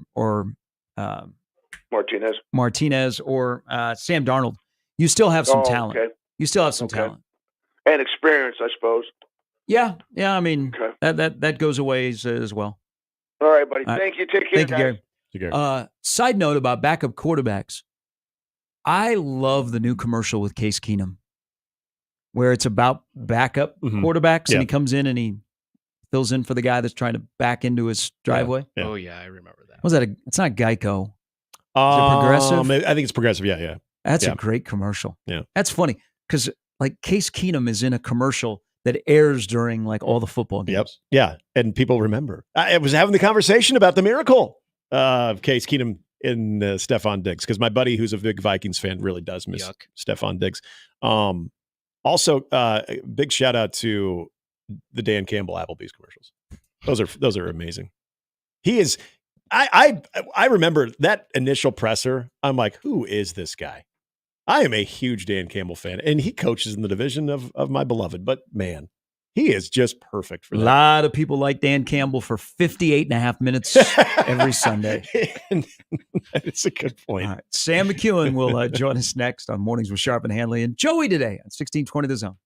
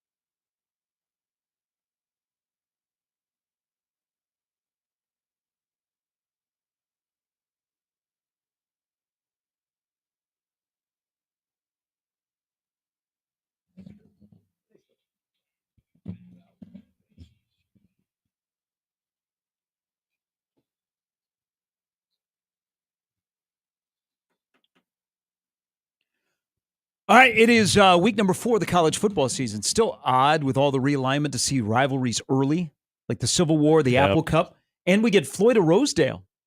Early. Florida Rosedale is being played in September. Yeah. I don't think officially Nebraska, Illinois is there's anything on the line except a 1-0 start in the Big Ten. That's enough right there, Gary. Sam McEwen of the Omaha World Herald joins us. Good morning, Sam. Good morning, and that's more than enough. I mean, a win. Yes. 1-0 start. Wow. A big deal. Hey, why? So 3-0. Nebraska is taking care of business. They're also one of 4 teams that have been favored and covered to start the year. It's a nice little fraternity to be in because Texas is mentioned in there. Ole Miss is in there. Why do you think through 3 games this team hasn't made it difficult on themselves? Have led for all 3 games. There hasn't been tension convention. Why do you think that's been the case? They've got great starts on offense. They scored on the first drive of the first 3 games. Some of that is credited to Satterfield. Some of it's Dylan Raiola. Some of it's the rest of the offense. But when you put a touchdown on the board to start a game, well, nobody's ever going to turn it down. It's great, and so I think that helps them. And then, Nebraska's defense, I know they sort of bent a little bit in the against Northern Iowa on that first drive of Northern Iowa's first drive of the game. But what I would say is that they come out pretty hot, so to speak. Like they come out trying to make plays and to try to force a 3-and-out right away. And they were successful in doing that in the first 2 games. And I think once you get a couple of first downs on that defense, then it kind of try to settle in, and maybe they didn't play as well as they could have on the first drive. But Nebraska does a pretty good job of trying to get offenses off the field right away. So even though Matt Rule wants to have a 4-quarter team and the body blow thing, I get all that. They've actually started quite well. Mm-hmm. And there's really nothing wrong with starting well. Like it's okay to be up 14-0 after 1 quarter. I think that Nebraska's defense has kind of held its own, though, in the 4th quarters of games, too. So, yeah, I think those are probably the reasons that they've done it. And they haven't turned the ball over. They haven't committed really bad turnovers. Like they had the one, but it was late. The game was already over. Not committing first quarter turnovers is a recipe for success. Well, and Sam, it doesn't feel like there's been really any surprise to the way that we all thought if Nebraska were to start out the season at 3-0 going into conference play, that it would be 2 things that would most likely stand out. Defensively, first and foremost, playing to that identity, but also competent quarterback play. And then when you look at Dylan's numbers, that it's been exactly that. The completion percentage, a lot of what he's doing on the short throws as well, the simple passing game, all those things.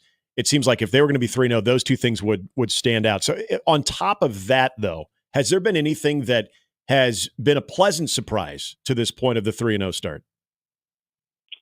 I think even though they've gotten some holding penalties, they've done a relatively good job, in my opinion, of getting the ball outside the hash marks around the numbers, perimeter-wise, and trying to make some plays on the edge.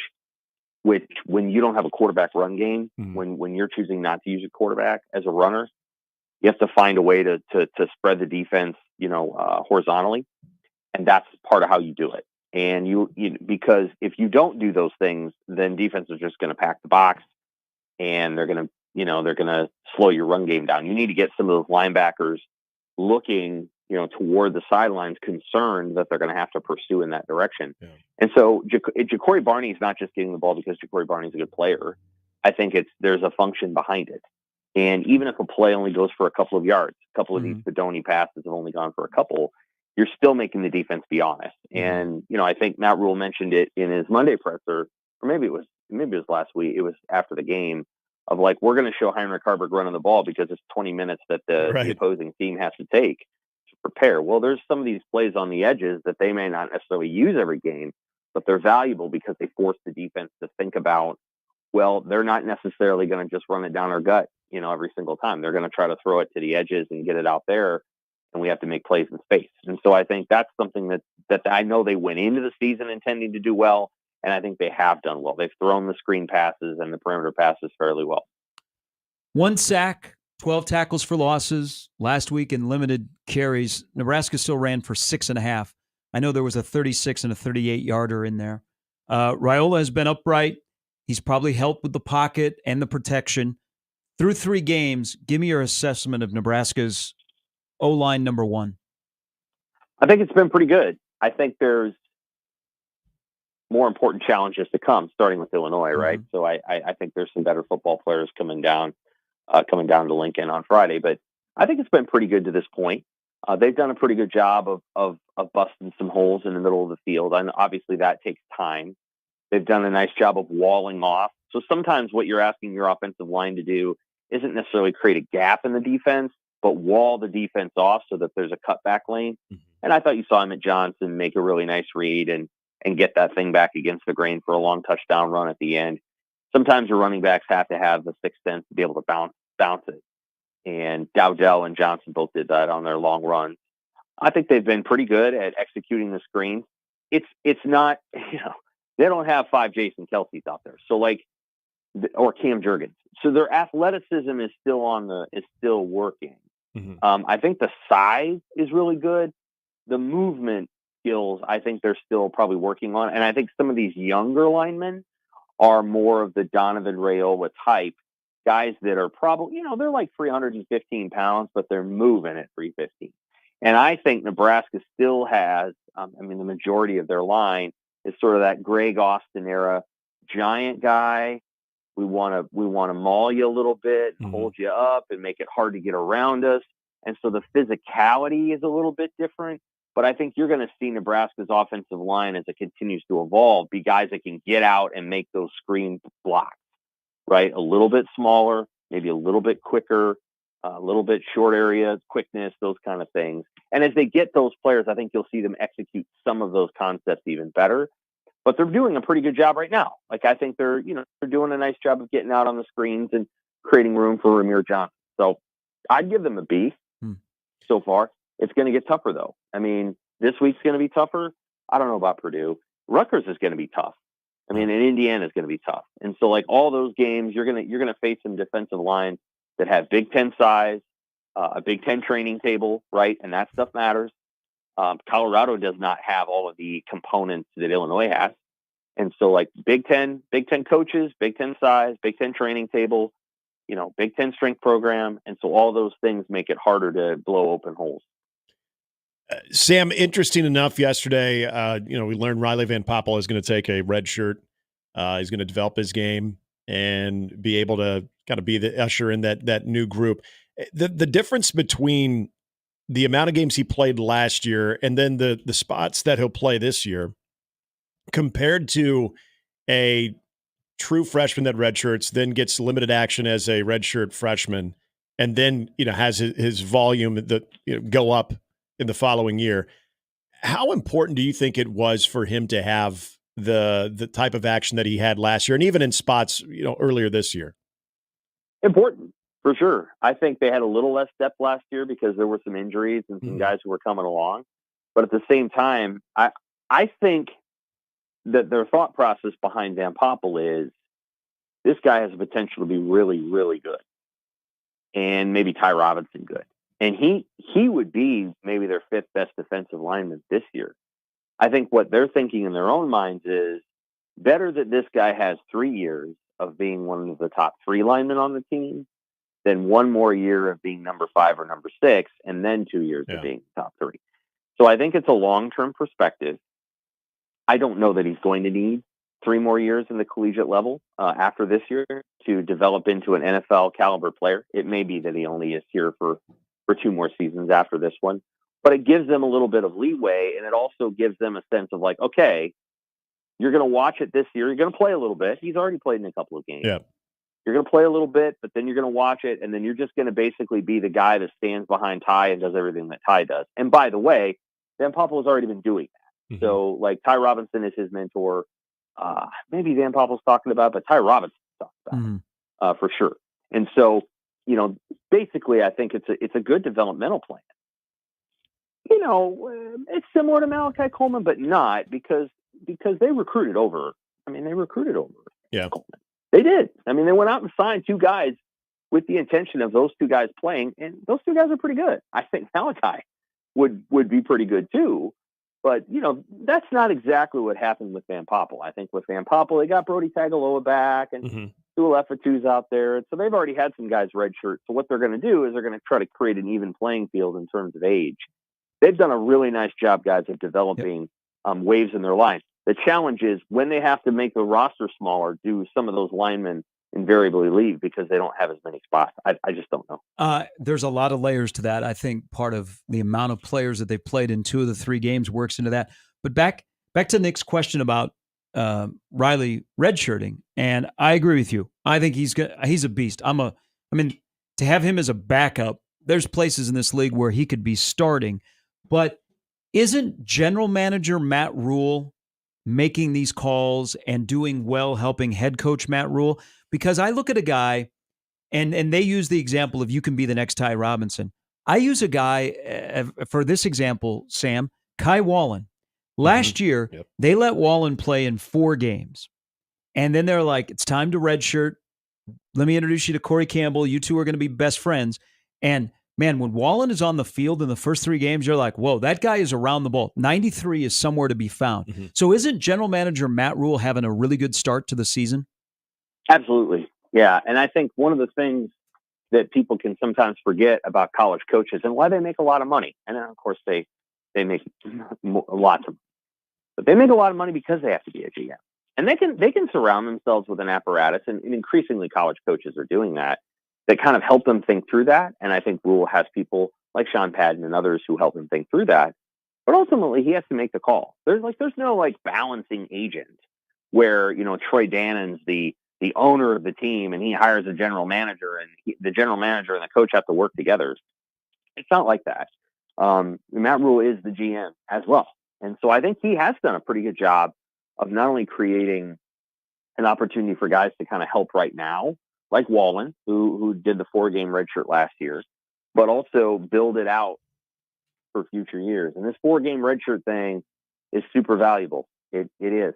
I think Bill Callahan would have loved it if he had been a head coach to be able to kind of redshirt some guys, but get him some experience. And so the 4-game redshirt, of all of the innovations that have been in college football, I haven't loved them all, but this one's a really good one. This is the one that I think actually reflects wanting to help kids acclimate to a school, get a little bit of playing time without having to lose a year of eligibility. It's one of the best. There's no negatives to this thing that the NCAA has introduced over the last 10 years. Going back to the matchup this Friday, and we were talking about this a little bit as far as people's maybe reluctance to say, based on what they've seen from Nebraska and based on what they've seen from Illinois, that you just expect this thing to be a close game. But there are certain elements of it that could lead you to believe that Nebraska could really control this game.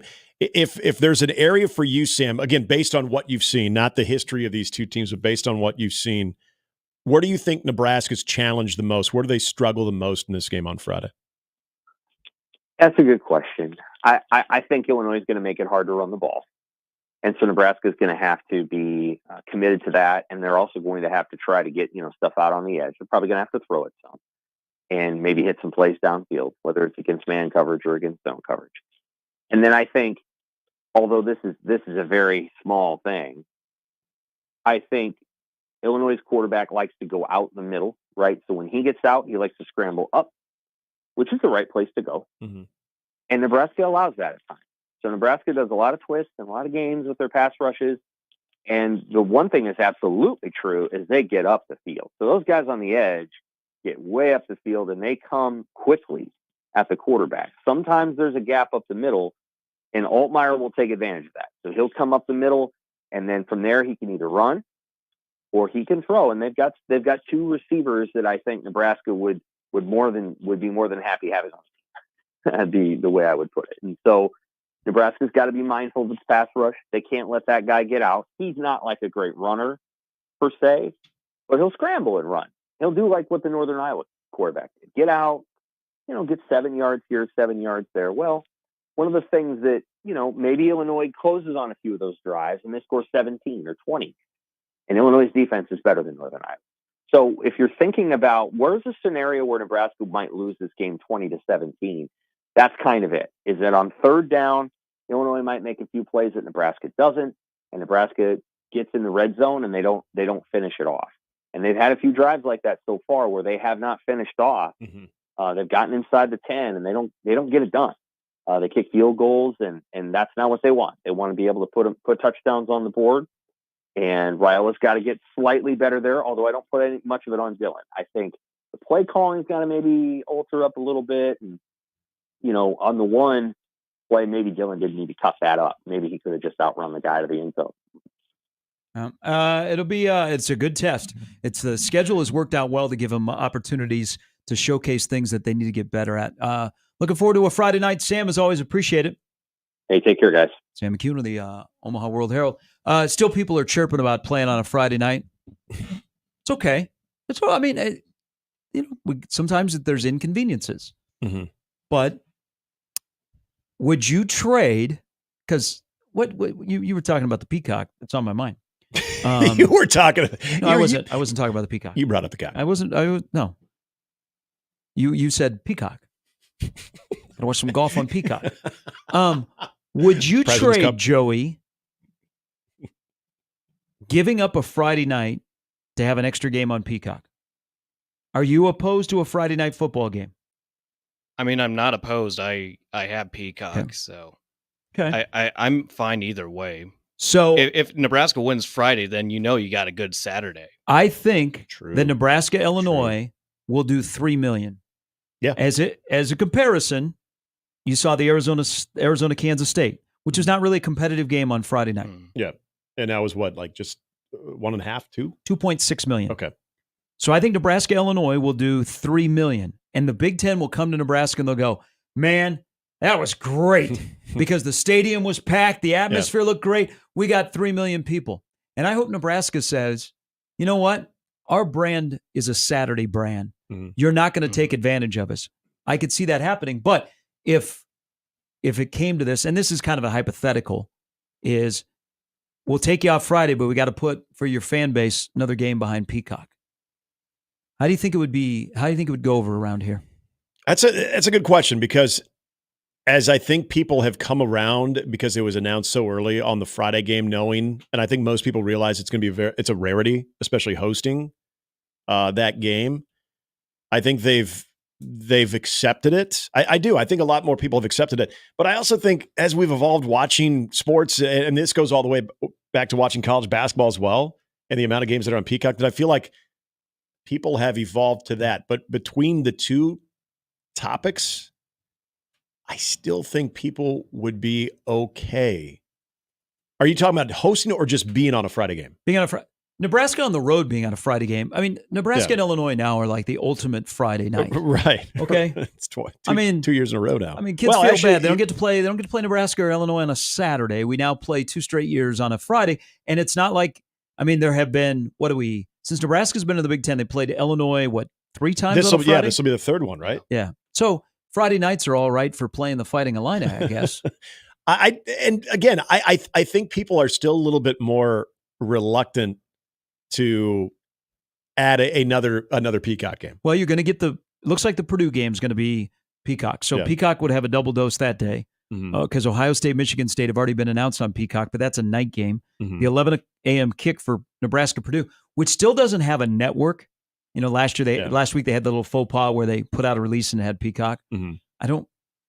What is all of a sudden Purdue, Nebraska going to be on a bigger network? Yeah, they're like, oh, nope. Did they not see Purdue play Notre Dame? That was bad. But I just because the Nebraska Illinois game is going to do really well in ratings. Yeah, college football on Friday nights is here to stay. It's not going anywhere. It's just who is the brand that's on Friday night? Yeah. Nebraska should not be a brand playing a home game on a Friday night. Yes. You want to go on the road? Okay. You want to play at home? No. Right. And that's where I still think if it comes down to hosting on a Friday night as opposed to the Peacock element, adding another game on Peacock, you'll take the Peacock thing and run with it.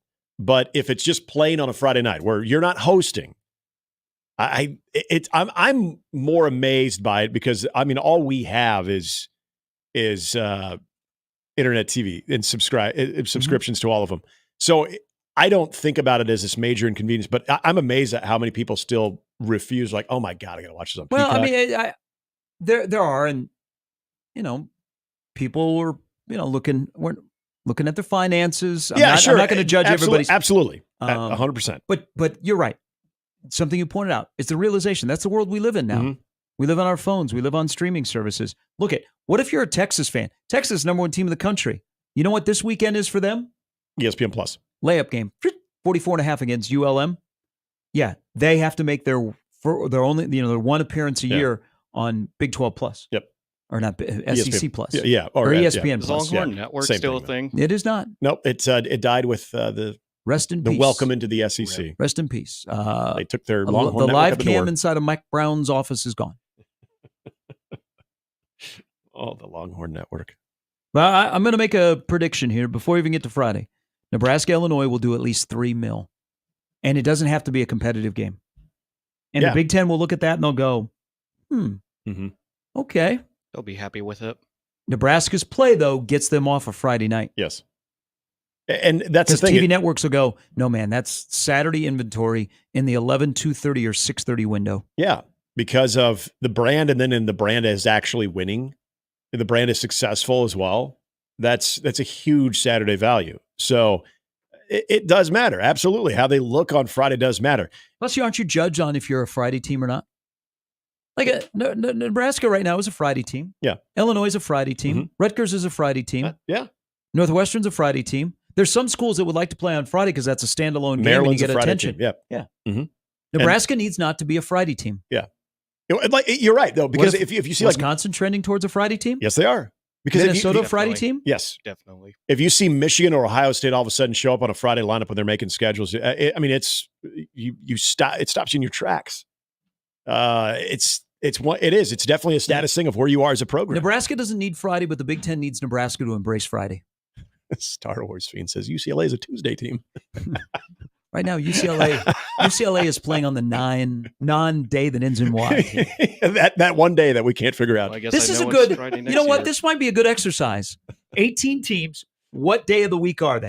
I like this, yeah. Ohio State is actually a Sunday team. Yeah, they're a Sunday team. Yeah, they Oregon- have Sunday skills. Oregon is late night. They start on a Saturday and they go into Sunday. Yep.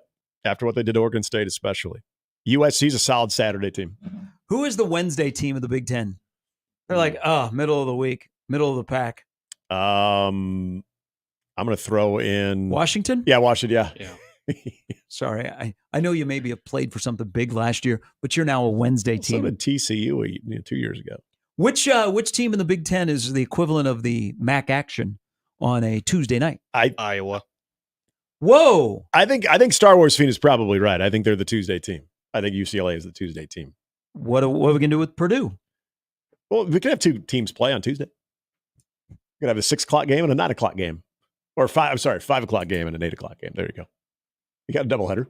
Oh, how great would that be? Big Ten on Tuesdays? Sorry, Mac. Step aside. We got a lot of teams here. I think the only way that's going to happen, Nick, is if we get COVID back.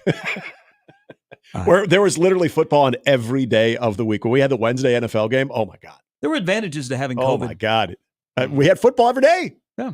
Not just action. People forget, and people really don't talk as much as like, it was cool to have COVID because we got sports every day. It's good for the I don't, fans. when I go to the coffee shop, when I go to the mill or Scooters, I don't hear people discussing that. Yeah, I think it needs to be more of a topic. We went from Korean baseball at 3 a.m. to having NFL games on Wednesday for a matinee. Thank those people in China for giving us sports every day. Or maybe not. Yeah. I don't need to go there again. Brian Christopherson and Andy Kendi a little bit later on 1620 The Zone.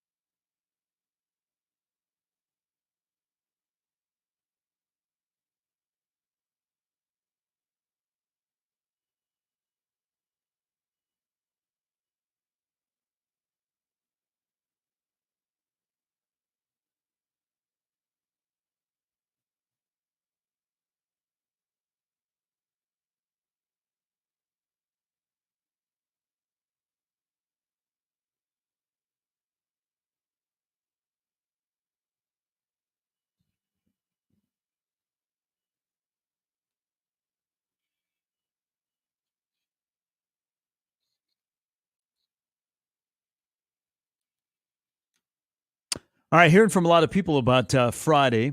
Some are taking off the entire day. Some are working until noon and then peace out. Yeah. They're going to treat Friday in Lincoln like happy hour. Imagine that stadium will be juiced.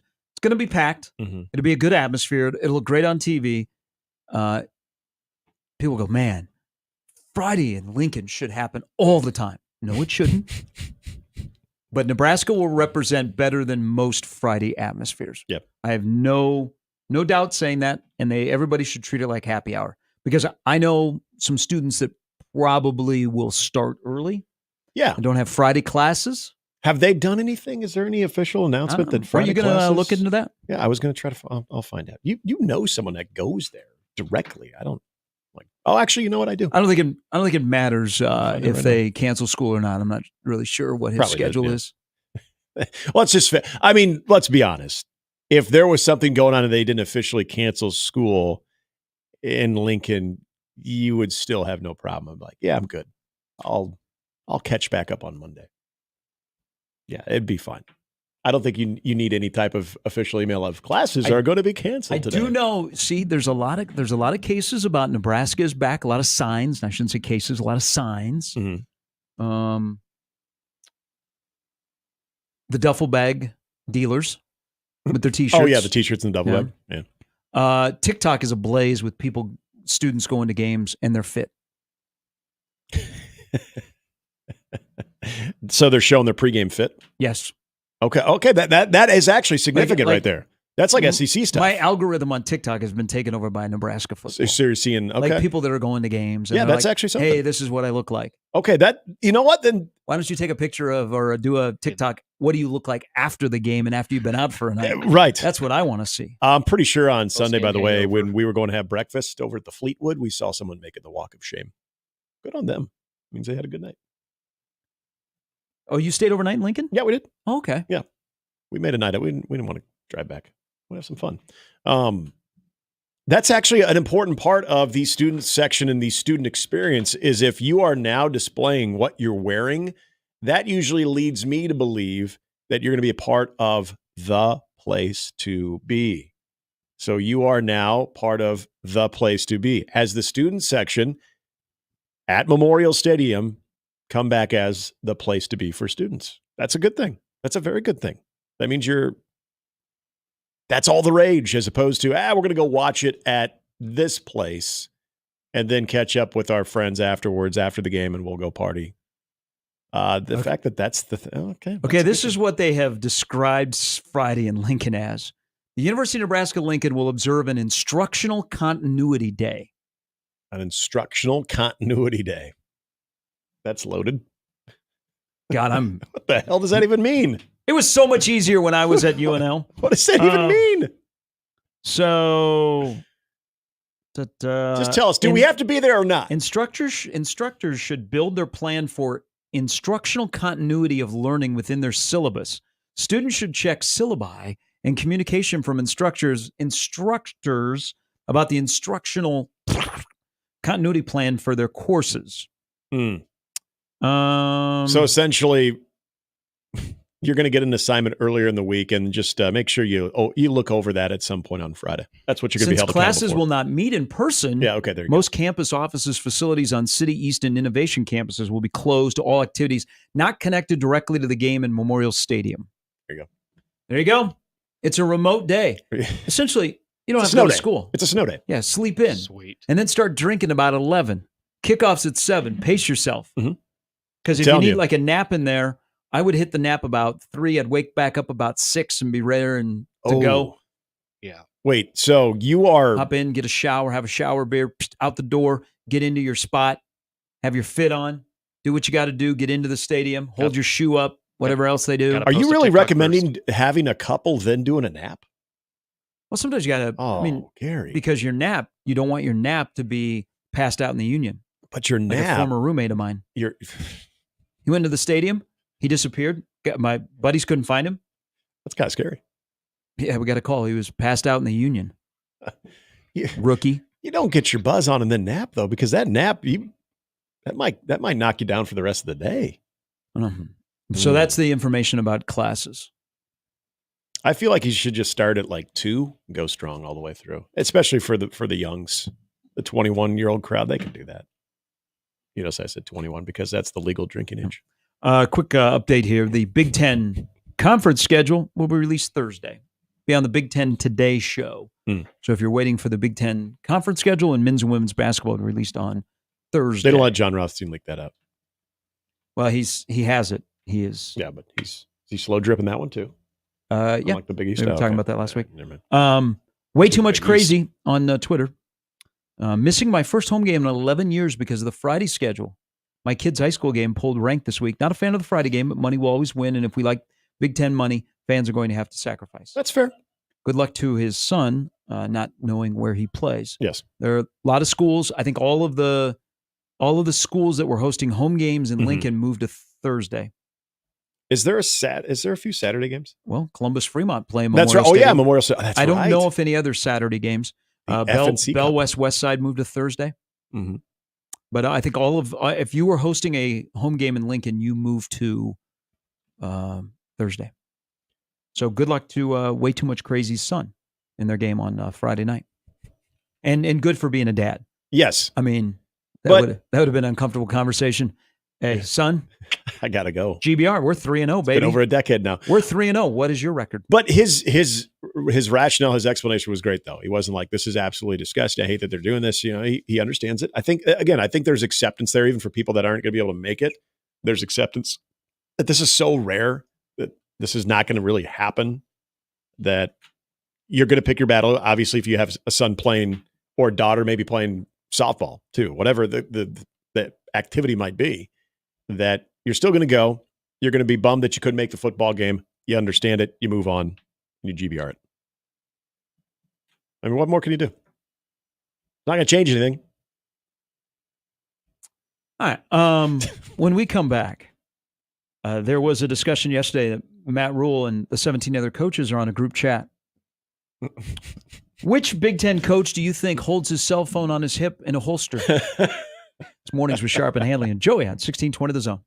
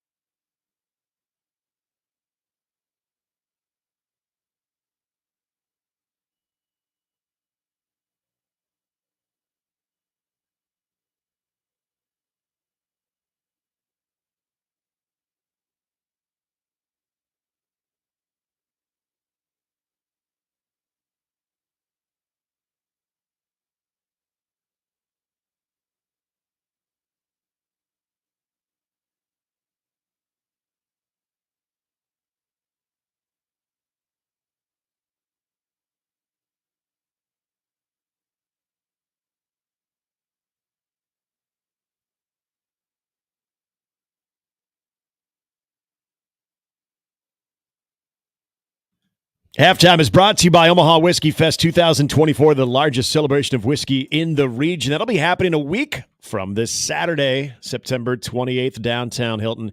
And don't forget, Big Red Overreaction is going to be out there as well after the Purdue game. Plus, be listening right here to Mornings with Sharp and Handley next week for more free passes to Omaha Whiskey Fest 2024.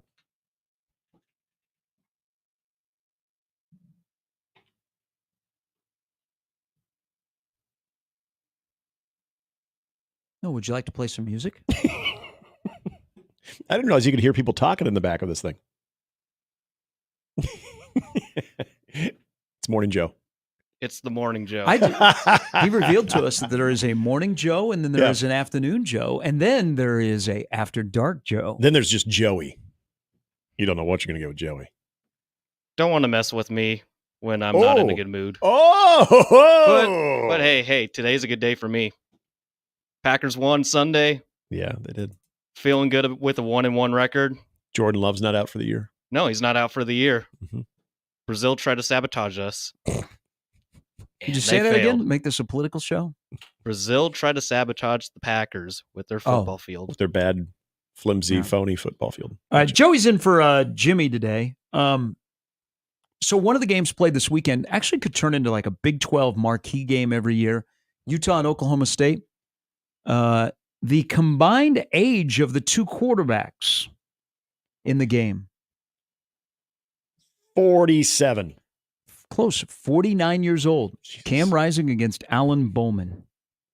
Both seventh-year guys. Yeah. You know what they call guys that are in college for 7 years? Doctors. Yeah. They actually are quarterbacks at this case in Utah and Oklahoma State. Good game.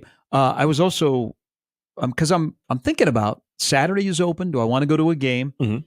What is local? Do I want to go to Vermilion? Do you want to go up to go to the Dakota Dome and see Drake in South Dakota? Oh. Or go to Ames, tailgate, not go in the stadium? Go up to Huntington Bank Stadium. Floyd. I thought about that. It's a night game. But I thought about going to Norman.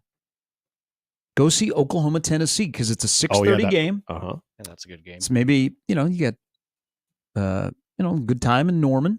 I think what would your route be? Is game day there? Yes. Yeah. But I was looking at Oklahoma's schedule beyond that. Mm-hmm. The next 8 games, OU plays 5 of them against teams that are ranked in the top 7. Mm-hmm. You ain't in the Big 12 anymore. Yeah. All right. Brian Christopherson coming up at 9. There was a discussion yesterday about the group chat that the Big Ten coaches are on. I would love to see like screenshots of who's talking the most crap. Yeah. And like, what was Harbaugh's final message when he left the group chat? So there's your cell phone pants holster guy. If you're wearing the khakis, it just goes, right? That you most likely you're flipping up that 3/4 zip and you got the cell phone sitting there on the hip. So the hip holster coach of the Big Ten, I think it's Kirk Ferentz. But Kirk Ferentz may just have a landline. So, and he needs like his secretary to print out the text messages. I mean, that might be the case. He's a little bit one of the older guys. He's the old school guy. But there's some of those guys that will actually shock you with their intuition on technology. Like they're more tech than the youngs, than like the PJ Flex. Possibility. Okay. But Kirk strikes me as a hip holster guy. He could definitely be a hip holster guy, yeah. I mean, I'm always amazed when I go to the grocery store and I see people with the hip holster. Yeah. I'm like, I see that a lot. Just could never work for me. So I know just that pocket. I know this guy won't mind me busting his chops, and I don't do this to his face because he would pummel me. But I don't know if he still is. But as last year, 2 years ago, we were watching March Madness. Dave Tollefson, 2-time Super Bowl champ, was a cell phone hip holster guy. Ooh. I don't know you reveal that. Oh no, I mean I think he's proud of it though. So I don't think he even thinks that there's anything wrong with that. Again, it's, if you think there's something wrong with it, he's just looking at you like, what are you gonna do about it? Does he tuck in his polo? No, he's usually a basketball jersey. Does he guy. have his socks pulled up? No. Does he wear Jesus sandals with socks? No.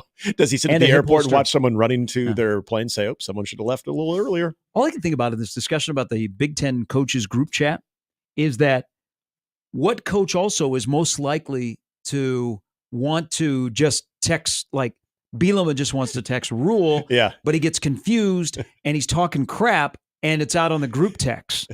Like, which coach is most likely to do that? Oh, that's another good question. I mean, so all I can think about is I got to see this. Like, I want to see which coach I don't know what they're talking about. does the most memes.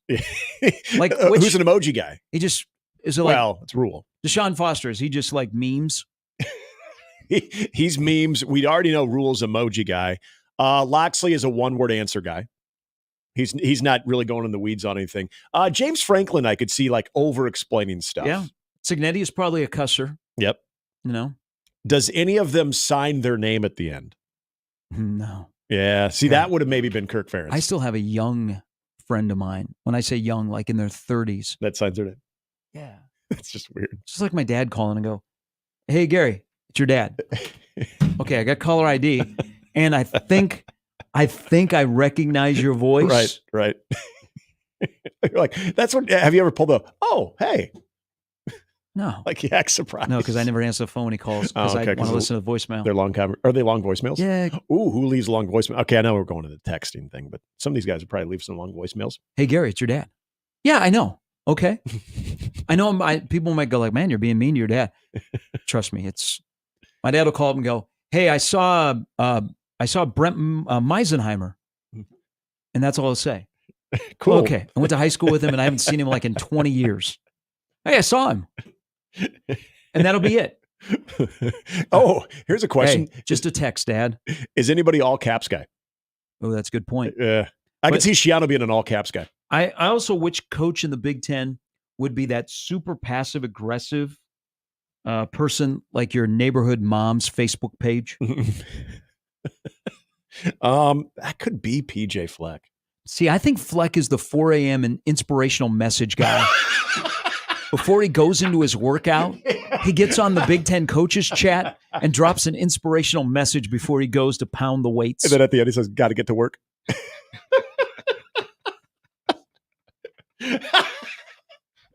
I mean, make sense. you are working with 18 coaches now, so you're gonna get every one of them. See, just as much as there's all caps guy, there's all lowercase guy. Like when you get a thank you in all lowercase, you're like, are they really thankful or are they just thank you? Lincoln Riley. See, I think Lincoln Riley could be when I think of a guy utilizing a lot of the different stuff you can during a text, I could see Lincoln Riley doing it. See, I think because he's the new guy, like he tries to run some of his food pictures by the group chat. And then that coach that can't stand him because they battle in the recruiting trail was like, "Hey, that brisket looks good. Put that on X. Go ahead, coach." So they lead him astray, is what you're saying? I mean, do you think Bielema fills it up with pictures of his wife? Probably. Like, this is what I'm looking at tonight, guys. Do you think Bielema also puts memes of him shirtless, the one that is famous out there? Yeah, he should. It's like, the beach. "Hey, Rule, or is it a pool? Hey, Rule, this is coming for you." You don't want none of this? Sharon Moore is actually going to be an interesting one. What do you think Sharon Moore does? Because I think the Harbaugh ones would have been all over the map. He's probably let's get everybody on the same page guy. Yeah. Oh, so he brings it back on the tracks. He might be the guy that completely ignores everybody else. Yeah. See, and that's the thing. There is one person that's like, so someone actually has to needle them and be like, "Hey, how come we haven't heard?" No, you know who that is? That's Ryan Day. I think Ryan Day ignores this. I think Ryan Day doesn't have time for it. Yeah, he doesn't have time for the group chat. I think he's the ignorer of it, and then he gets annoyed, and he might text Rule or something like, "God, this is getting. Can you guys please stop it? This is getting ridiculous. My phone keeps going off. Just stop it." Put on do not disturb. That's what I do with and then my Rule group just says, chat. "Yeah, just." Or you can like, well, can't Apple phones? Can't you just remove yourself from it? See, I can. All I can do is silence it on Droids. I just turn off my notifications because our little fantasy football group conversation last week was getting a little out of control. Yeah, there are people that are listening to this show that are in our fantasy football league. All of a sudden, y'all want to have group conversations during games. Don't get it. That wasn't a thing last year. I took a nap last week. I woke up and I had like 39 text messages, and immediately I was like, "Oh my God, something happened." Yeah, and it was people sharing memes and talking about their fantasy team. Yep. I'm like, "Get me out of this." A Fred? lot was going on during the Browns game, the season opener. I think, because I had my phone away from me for a moment. I came back and there were 21 text messages, all from that group chat. S says on Twitter, based on history, Moore probably steals the memes from the group like he did their signals. Well played. Well played. This is going back to yesterday. Crockpot. Clint says you can join our family on Saturday and tear up Adventureland. It should be electric. Oh, there you go. Who says you have to go to a football game? Because I really want to go to a football game. You're gonna have a fun-filled day though in Des Moines. I'm close to picking my game on October 12th. It's going to be a banger. Yep. Flights from Omaha to Portland are not expensive. Oh God, that is so hard to get to. Portland? Well, no, just Eugene. No, I get there on 5 and. How long is it from Portland to Eugene though? A couple hours. That's what I thought. Yeah. I mean, that is going to be a scene. That is going to be. I did not go to Autzen Stadium when Nebraska went out there, so I've always wanted to go there. Not going to be doing it that day, but that would be a great game to go to. So, are you about to pull the trigger on that? Yeah, is it happening? I'm close. It's going to be an in and out trip just to go see because October 12th is a great schedule. Yep. Flaky Jake tweets in. Here's the deal, Gary. The Friday night game works perfect because then people can go to the big Applejack Festival Carnival and Parade in Nebraska City. That's right. It will be the third largest city in Nebraska this weekend, not Memorial Stadium. We have 3 orchards, Who is Peru State playing this weekend? Have you gone to the Applejack Festival? Do I look like somebody that would be at the Applejack Festival? Absolutely, because you like to try a lot of things, and it actually is kind of fun. They have beer. I'm sure they do. I've been to Nebraska City many times, not for that. They are playing Missouri Baptist University. So they Peru good team State, this year. so I could stop off at the Oak Bowl. Oak Bowl, yeah.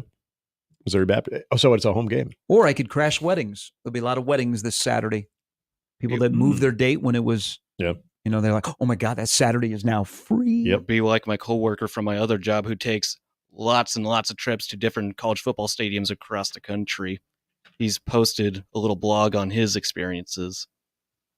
Is his name Roger Sherman from The Ringer? Nope. Oh, because he did that last year. Nope. His name is Skip. Skip Bayless? No. What's Skip do at Hy-Vee? He's a deli guy. Skip, that's a great deli name guy. That is Skip. Like if you're gonna work in the deli, I would totally trust he the works deli in guy the named deli Skip. and owns a bowling alley. So he'll bowl across the country. I bet he cuts those things so thin you can see through them. So apparently the bowling alley ain't doing very well. That he has to work at Hy-Vee in the deli. He ain't making no money from the bowling alley. He's fine with where he's at right now. Skip a retired guy? No, he's probably. I Mid-40s guess guy. if he's touring the country going to football games, Skip must be loaded. Bowling alley might be a he's passion. Got to be loaded. Yeah. But he just likes meat? Yeah. Okay. Yeah, I see that. like it. You know what? I mean, that's really, if you think about it, Skip is like the great American male. He likes meat, balls, meat, and football. Yep. And he travels to games. I'd like to meet this guy. Maybe I'll stop by. I see when I go to your Hy-Vee, where one day you're going to be the general manager of, I will say, which guy in the deli is Skip? Yeah, I want to get meat from Skip. Like you can't be Jim and work in the deli. You have to have like a deli type name. What else would be a deli type name? Paulie. And then you end up ordering a little Jason's Deli. You get a little salami, maybe some pepperonis from Paulie. You got Vince, Paulie, and Skip are the deli people at the Hy-Vee where Joey, and that's the best meat you're going to get. I mean, the slices are nice and thin. Oh yeah, you're seeing through them. The cheese is good. Yep. The bread, they get great selections. It'll make you want to slap your sandwiches grandma. They're so good at their job, they don't wear gloves when they're handling the meat. And no one cares because they just know him, especially Paulie. Yeah. Paulie's a wild card, but he's going to get you some good meat. Paulie got removed. He used to be a bagger. And they're like, we don't need those people anymore. Yeah. And he's like, oh, I always wanted to work at Hy-Vee. Mm-hmm. And now they put him in the deli. And they said, hey, you know what, though? I've always had a passion for deli. I got a meat slicer at home. Skip, listen to the show? I'm not sure. Okay. You're about to find out if he does. I'll probably see him tomorrow. He usually takes his week-long trip, either going to a bowling alley or going to football games or minor league baseball. Okay. Oh, nice. Two of those three things are very interesting to me. He tours the country to stop at other bowling alleys? Yes, he does. Interesting. He does. Has he ever told you about the best one he's ever seen? Is Skip single? I'm not sure. I haven't asked that question. That would yet. be like a single move. That would be, yeah. That'd be tough finding a partner that would Yeah. be like, oh, that's what I do. And if and if you did, then hold on to her like grim death. Yeah, he would usually map out a plan. He would go to one game on like Wednesday, like a MAC conference game, a Thursday. Oh, he game. goes to Maction? Yeah, he'll go to Maction. He'll go to just to get the stadium vibe, get that different experience. You think Skip would come on the show? I could ask. Skip just seems like a very interesting guy. I'd like to talk to Skip. I want to talk to Skip too. Yeah. I'd like to talk to Skip's financial person as well. Yeah. I think to the contrary, I think Skip's doing very well for himself. Does he gamble? I'm not sure. I wouldn't think so. Never know till you ask. Yeah. You got a lot of questions you got to ask Skip. Yeah, See if he's. I'll see if I see him tomorrow. See if he's ever been to the house over on Ames. All right, Brian Christopherson is going to join us here in about 30 minutes. Andy Kennedy from KTV as well.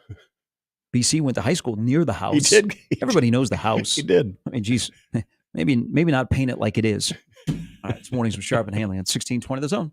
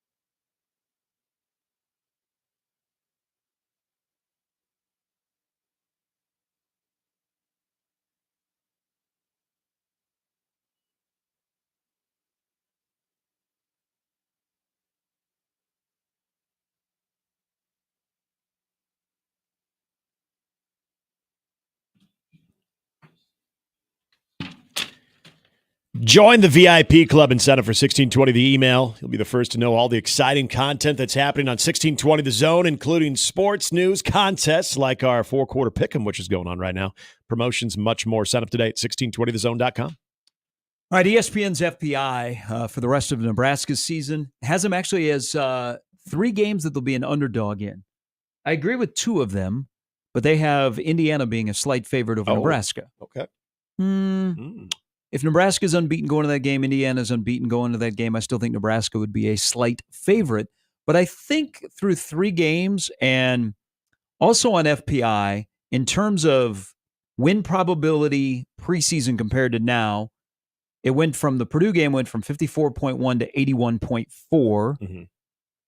The Rutgers game went up from 57.2 to 72.4. The Indiana game went down from 62.2 to 35.5. The Ohio State game has stayed the same. UCLA went from 54.8 to 83.8. USC went down 3%. Wisconsin went from, on FPI, on ESPN, 54.1% to 77.3. Wow. The Iowa one went from preseason 40.2 to 51. But they have Nebraska being an underdog in 3 remaining games. I don't agree with the Indiana one. USC and Ohio State, I agree with. Yeah. But I think through the first 3 games, and this is factoring in what I think Nebraska can do, and then some teams on Nebraska's schedule that are like, I think the floor might be 7-5 now on this season. Agreed. Which I predicted. Now, I don't want to predict the floor. I don't like living on the floor. I like to be up near the ceiling. Fair's better. But I think the floor has been established. I think the floor is 7-5 this year. Boy, that'd be a great place to establish it too. If that's going forward for the next couple of years and you're doing that. Now, give me the Indiana one again. It went from Nebraska as a 60% win probability. 62.2 in the preseason to 35.5. They had Indiana 77 in the preseason. The FPI rank right now is 19 for Indiana. Yeah. The Indiana value right now. Hey, it's a good story. It is. But and Kurt Cignetti talked about this in the preseason too. UCLA is a Tuesday team. Yeah, they're bad. Okay, the Big Ten really doesn't want UCLA to be anywhere near Friday and Saturday or even Thursday.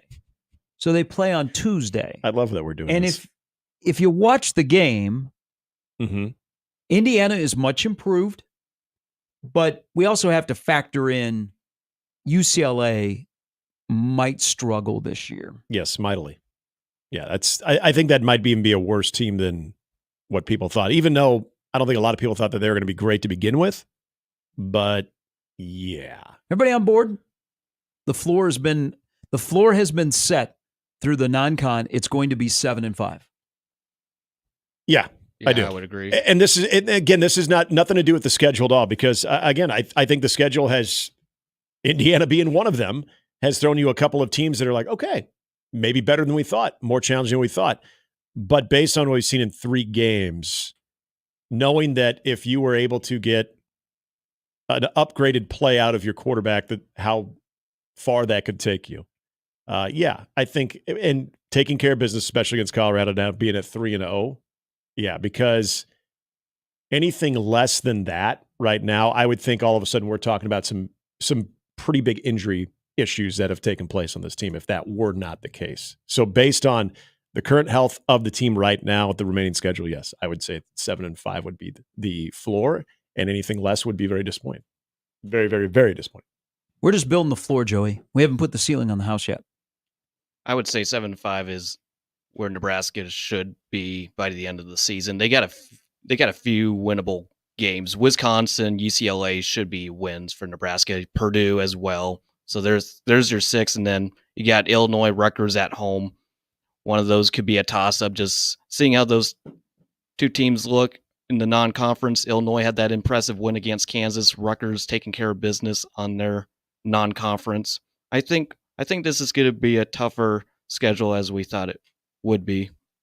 And this kind of goes back to, I believe, a conversation we were having in the preseason. As you said, we're building the floor, not the ceiling yet. It's tough to build the ceiling and then put in the floor, I think. Well, yeah. I'm no builder. I don't even know Bob, but I think that's the case. the importance of what the year 3 for Nebraska and building everything towards year 3, you're not doing that without establishing the floor. And that was the one thing that I appreciate Iowa for having done this now in almost the last decade. That was a team that could give you a 4-win season, and then they could the following year give you a 9-win season. You never knew exactly where the floor was, but they've now established themselves to have that floor of between the 7 and 8 win mark, which at the very least is going to have you in a bowl game. Nebraska just getting back to that, and I'm not even saying building the floor the way that Bo Pelini had it at 9, but getting to a 7-win floor, that's a good spot for Nebraska to be in even for the next 3 or 4 years. So where they're at, they're in great shape to do that, but this isn't just how they've played. They're 3-0, what the schedule looks like in front of them too. This is, again, little examples of how they're building towards the future as well. The Riley Van Poppel thing, I think, is a good example of that as well. We're just talking about 24. I know. I think establishing that floor first before you start reaching the ceiling is. But this is the floor of the 24 season. Yeah. Not Riley Van Poppel has no bearing on 24. We can talk about 25. Encouraging, yes, but I'm just talking. This is about 24. But I also think the floor is this current team that's playing. Sure, but I also think it's important to establish that floor as a program too, not just in 2024. Of can you get back to that if that is what it looks like right now at 7-5, and you exceed that, where you'd think, okay, cool, good for them. They're at 8-4, 9-3, however this thing finishes. That you could look back and say, yeah, at one point, as we were having this conversation, it just felt like 7 wins was going to be the floor. You can say they exceeded that, and then are you starting to establish that going forward too? So yeah, I think they'd be disappointed if the floor from here on out would be 7. I hope think so. I think GM Matt Rule is building a roster to get there and stay there, and where you want to go. I don't know, 7 wins seem a letdown. It's the vibe is interesting here through 3 games, and Nebraska hasn't made it difficult on themselves. Mm-hmm. And there's a lot of things that are encouraging to like. So this discussion about is the floor now 7-5? Adam started it. More have followed up on the JTech Construction Zone Twitter feed and also in the stream. Are we to the point where 7-5 would be disappointing now? Which essentially would be 4-5 in the Big Ten Conference. Right. Yeah. I mean, 5 losses with what is ahead and how some teams look different than what we thought a month ago. Mm-hmm. I think we are. 7. The floor would be disappointing. Mm-hmm. If you got stuck sleeping on the floor, you'd be very disappointed. If you got to sleep in the at least on the first level of the bunk bed, you might feel okay. But we'd like to sleep on the top level of the bunk bed, which I never got to do. No, I think because I was fat, and they never put the fat kid on the bunk beds when I would sleep over, or like my friends, they would commandeer the top bunk, and I wouldn't understand the protocol. Yeah. Happened to me at camp too. Very frightening. I'm telling you, top bunk overrated. What? Yeah, it is. You weren't missing out on anything. You got to do all the work of getting up that thing and getting down that thing, even at a young age. You apparently at camp have never been urinated on when someone wet the bed.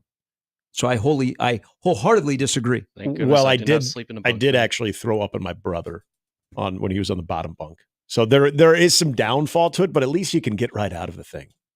If you're feeling sick, I like the top bunk. But if you're feeling sick and you're on the top bunk, off. Why's everybody got to be sick? Well, you think about when what kind of house was your parents running? When keeping it real goes wrong, when you just can't jump off their thing and that your only option is to aim low, and your brother's head just happens to be sleeping over there. Then he's got steam coming off of his head. I mean, it didn't bother me. I threw up on him, but still. I know if I was on the receiving end of that, I wouldn't have been a big fan, but it would have been avoided if I could have just got off the top bunk in a timely manner and could have got to the bathroom. Instead, I couldn't. I was stuck up there. So my only option was to aim low. No, I've never been peed on though. Never been peed on in the bunk bed situation. I was at Catholic youth camp. I got peed on. I about walked home. That was about an hour and a half from Lake Panorama to Urbandale. So is this like a true soaker to come through the mattress, or did someone just take fire? Dude, I was like being dripped on. I had no idea what it was. I looked up and I saw the spot. We got a leak and I'm like, this is horrible. This is absolutely horrible. So the moral of this whole conversation is stay away from the floor, don't get peed on? No, the moral of this story is be a better parent. Teach your kid not to wet the bed. All right? When you're 9 years old, So the more Nebraska stays close to the floor, the more they risk getting either puked or peed on. Yes. I like That's it. why we I like love it. college football I like around it. here. I like it. We're like, oh, they're getting closer and closer to getting peed on. Gary, I know you're listening. I think you sent me your login for Peacock. I am not sure what that is. Buckeye Ross says, I can tell you what's going to happen on October 12th. Ohio State's defensive line is going to stuff Oregon into a locker. Into a locker? So they're going to be the bully, is what they're saying. Because only bullies did that. John writes into the Equitable Bank inbox where they take banking personally. Good morning, old man Doug. Cell phone holster.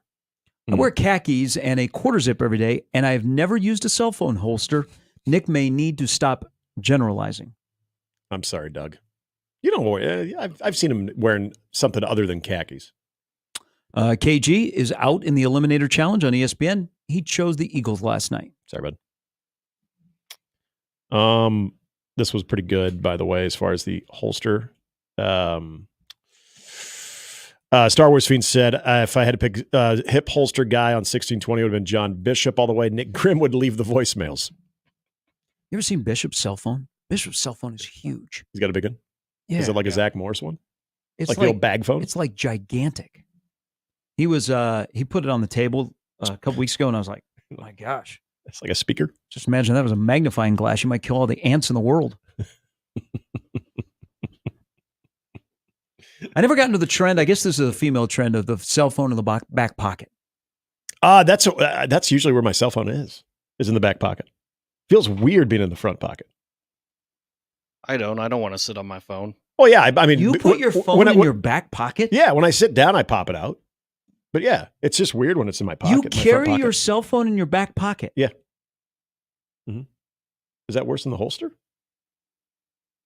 I don't know any dudes that put it in the back pocket. Yeah, I never. It's very much like if you go, like when you're out and you're with me and we're, a lot of ladies carry it in the back pocket. I didn't even know women carried it in the back pocket. Maybe I'm getting in touch with my inner feminine side by putting it in my back pocket. Didn't even know that was a thing.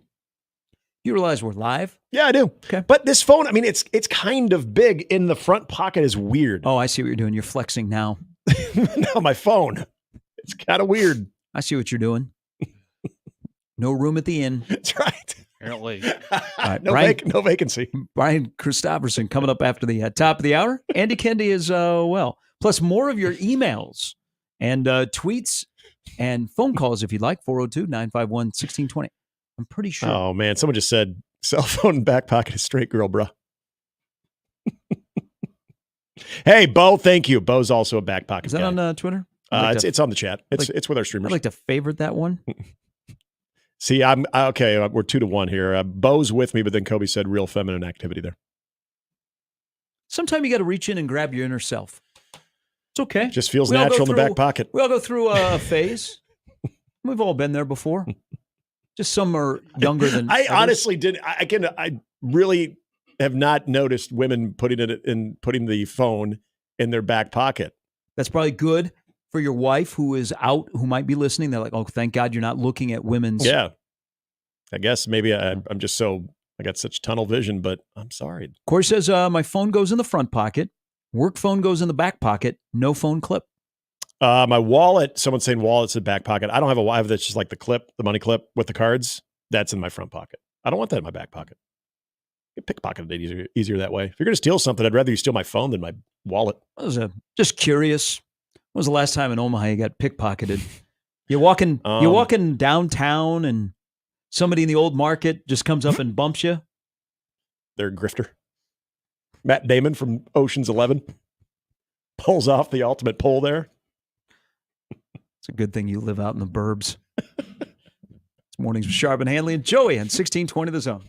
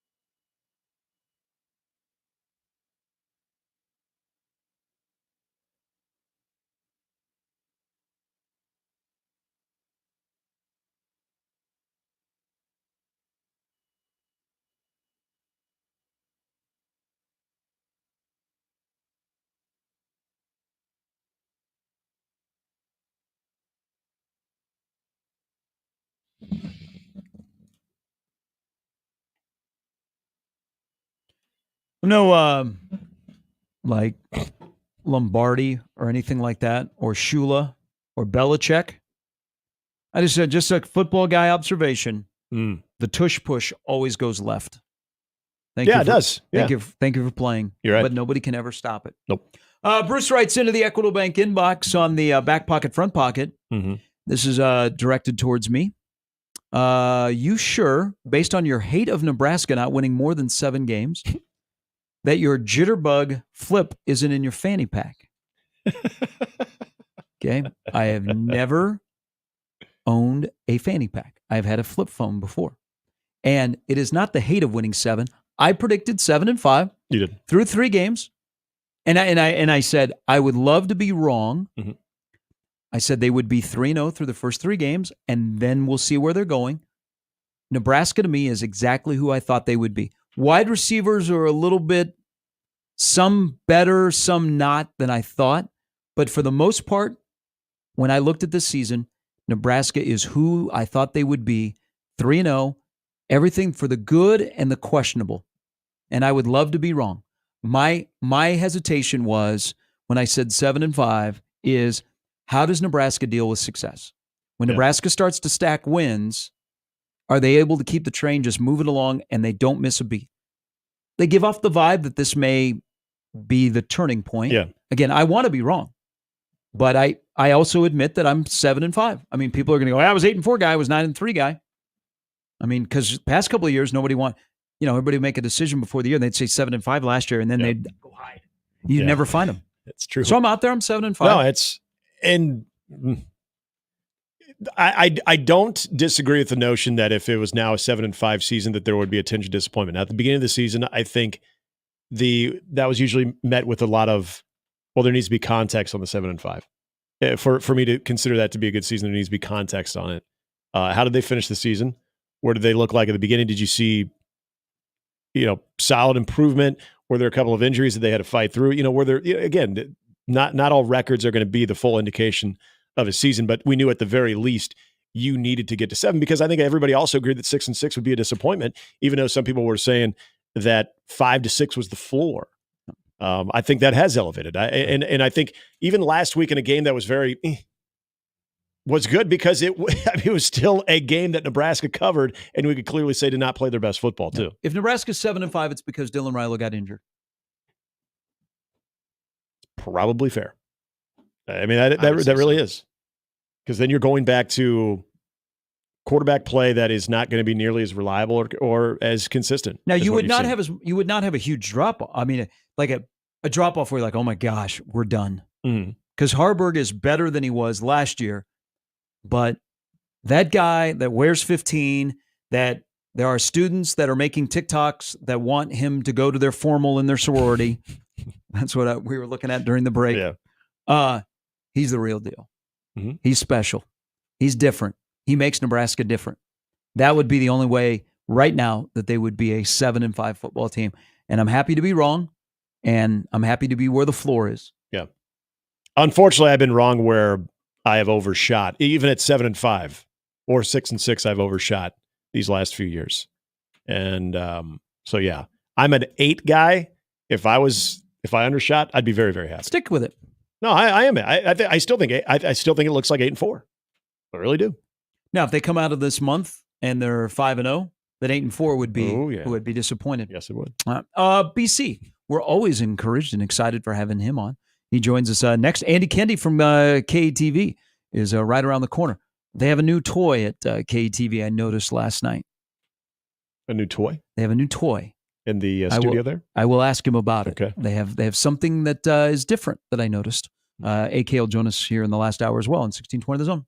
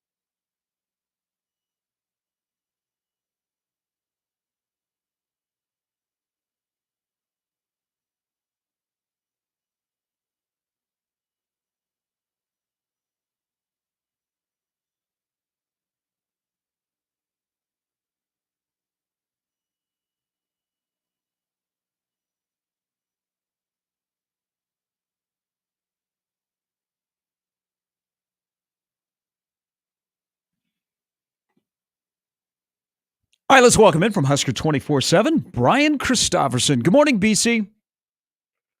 Good morning. How are you guys? We are doing well. Skull. Yeah, congratulations. The Vikes are 2-0. Kevin O'Connell looks really good. Yeah, he's coaching them up. He's an offensive mind to keep an eye on. He does a lot with okay quarterbacks. He can bring them up a couple notches. I'm right there with you. There's two quarterback whisperers in that division, Matt LaFleur and Kevin O'Connell. We will talk about quarterbacks here, about the quarterback in Nebraska and maybe a little Luke Altmaier.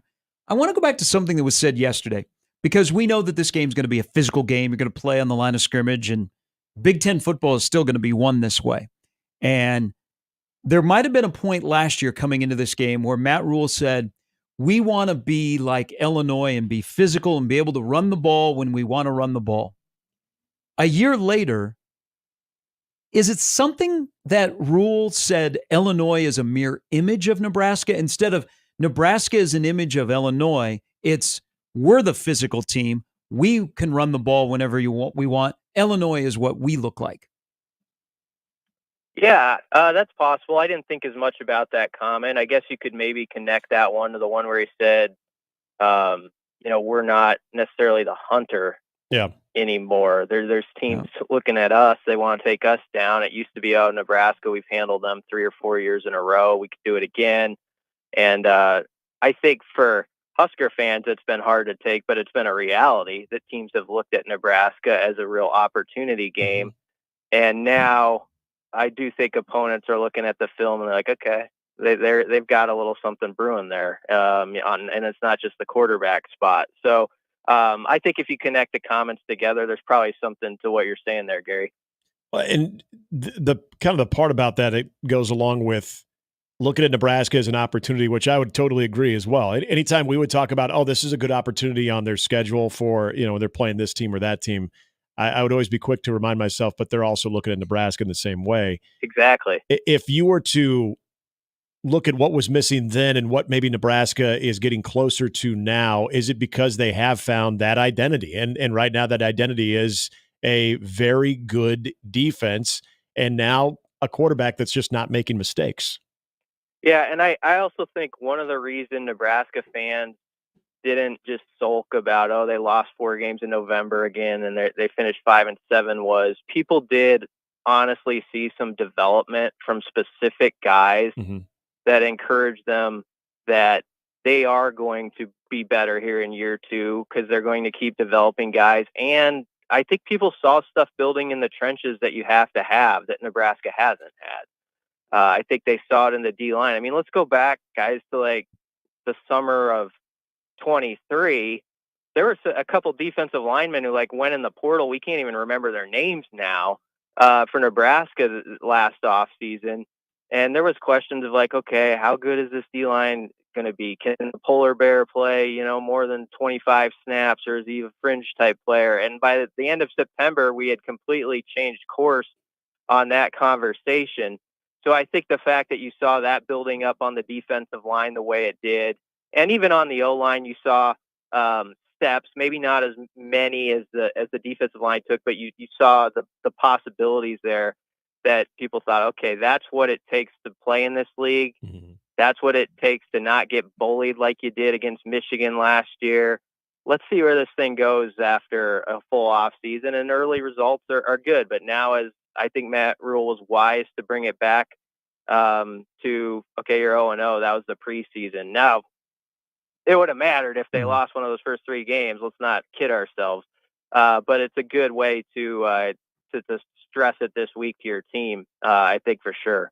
But since the kickoff to UTEP to the handshake at midfield on Saturday night ahead of the Big Ten opener, what position group do you think they've actually gotten better in a short amount of time?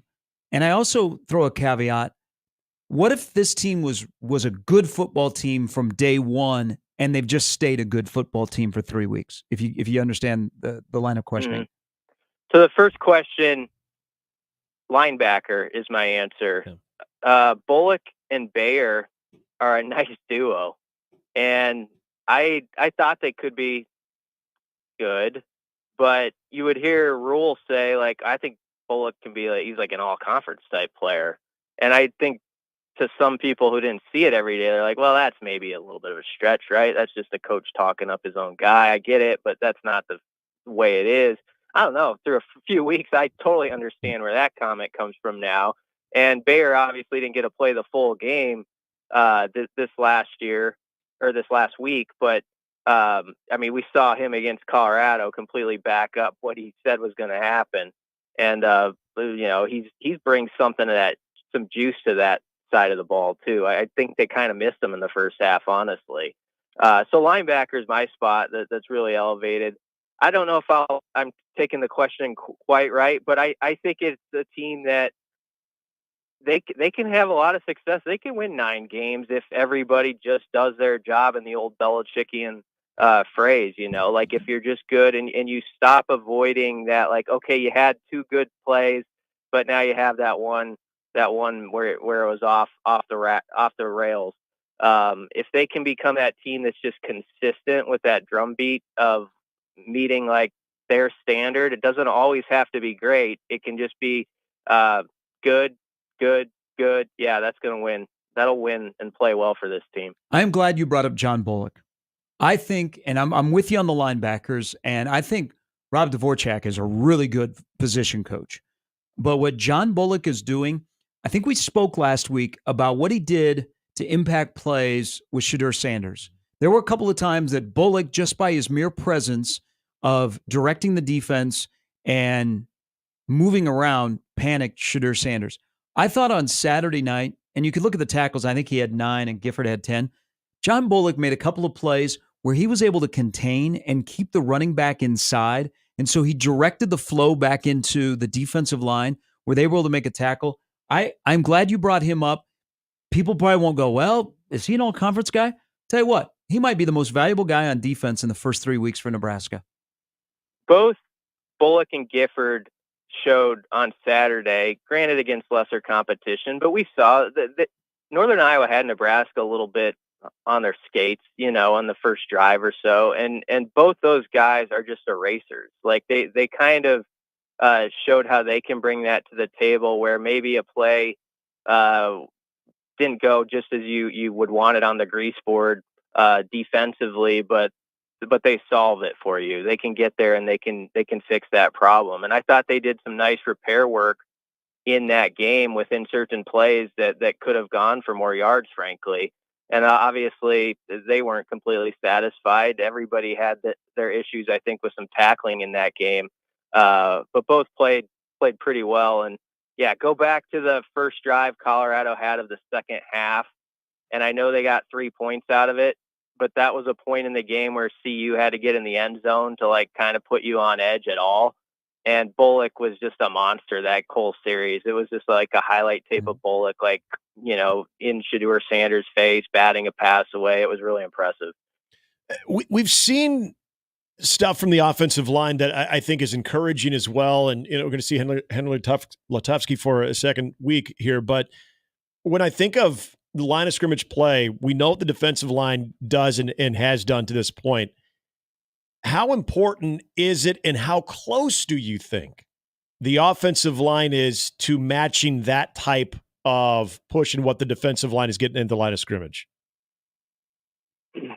I think they still have stuff to prove there. If we're going to compare them to the D-line, I think there's a little ways to go. But do they need to be like, and that's the thing. I agree with you, but do they need to be there too? Not necessarily. They don't have to be that good because I think the D-line is just the strength of the team and is like the position group everybody should try to get to. So they don't have to be, but it's a good model, on the other side. And it's a really good deal that you're getting to go against those guys every day and how it builds you up. I definitely think they've made improvements and you've seen why. I mean, that was another storyline right away when Donovan Raiola was the one coach retained. And, that's been backed up too, the way he connects with his guys, and there's been development there.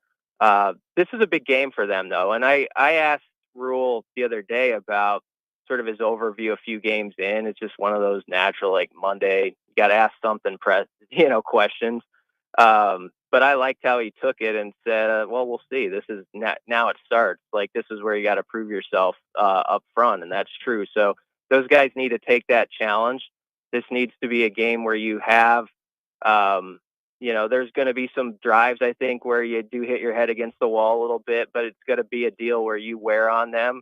And then there's some point in that second half where you do put together that maybe that 10-play drive, and it's not all about Raiola's arm, but it's about you getting downhill and running for 5 or 6 yards and taking in the end zone. They're going to need that type of possession in this game in the second half. That would be a nice stamp on where they are as a unit if they can get it. Brian Christopherson from Husker 24/7 joining us. Let's talk about Dylan, because before the season started, we saw him in the spring. We've gone through all the video. We've broken it down. Some of us watched Buford play North Cobb from 2 years ago and like, okay, this is what Nebraska's getting.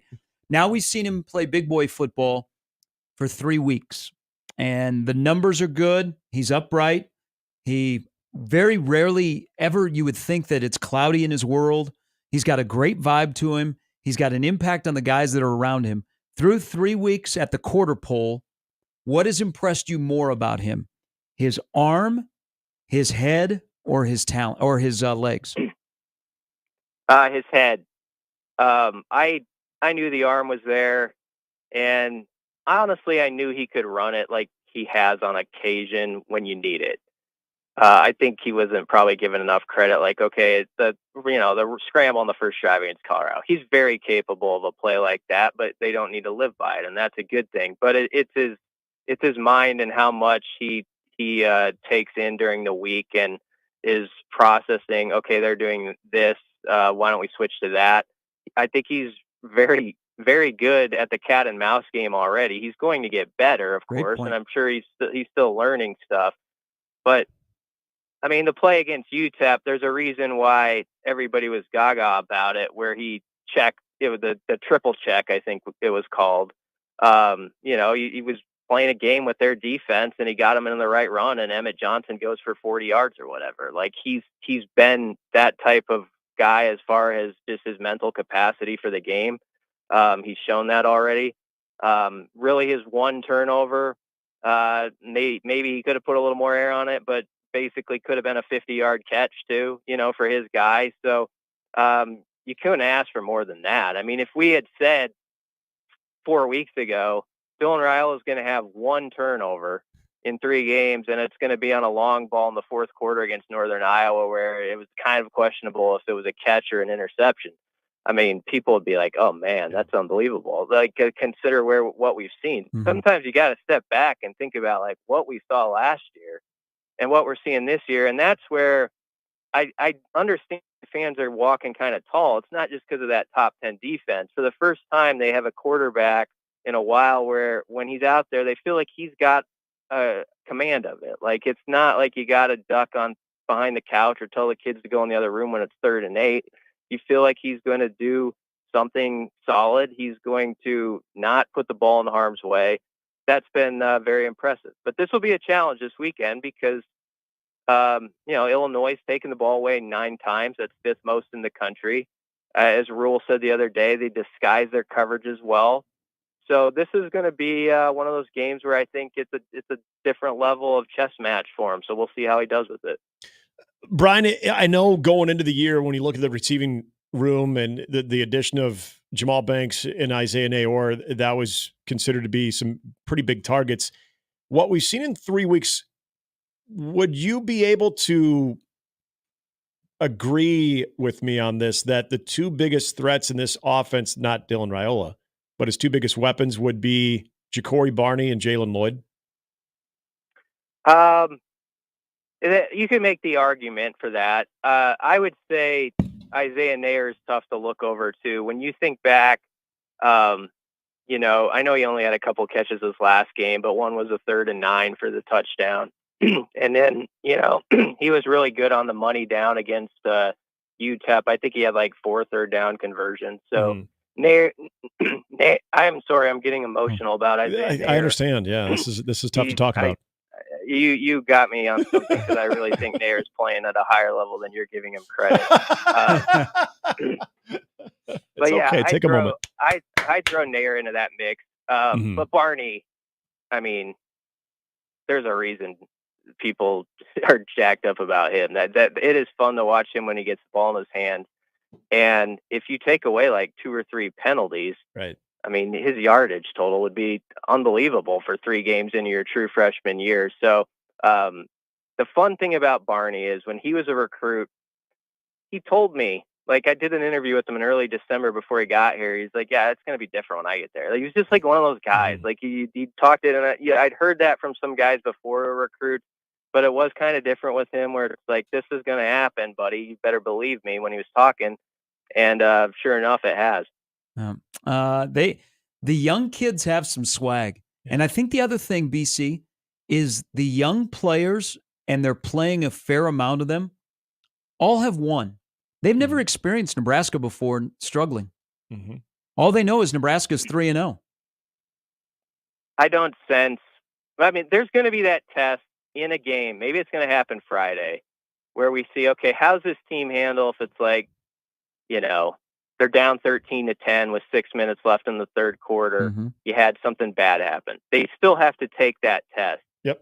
However, I would say that I don't sense a lot of the guys, and partly because of what you're saying, there's some guys who just weren't around the losing. They haven't been part of it. There are those Ty Robinson stories. They've been here 5 or 6 years. There's like 5 or 6 of those stories. But the majority of the team is guys like, yeah, last year we took a couple lumps, but that was a natural building process. And some of those guys some guys weren't even here yet. And so that's just not their baggage. They don't have that. Like, they're not expecting the worst thing to happen. Dylan Raiola's not expecting that. Ja'Cory Barney isn't. Those guys have won most of their lives, and they expect to win here. And so that does help when you have sort of that infusion of youth who just doesn't care what happened about some story I wrote about some game in 2021. They don't give a crap about that, you know? And so that's a good place to be when you have some of that. It is. Hey, we appreciate it as always. Now you can take a drink of water, and we'll see you Friday night.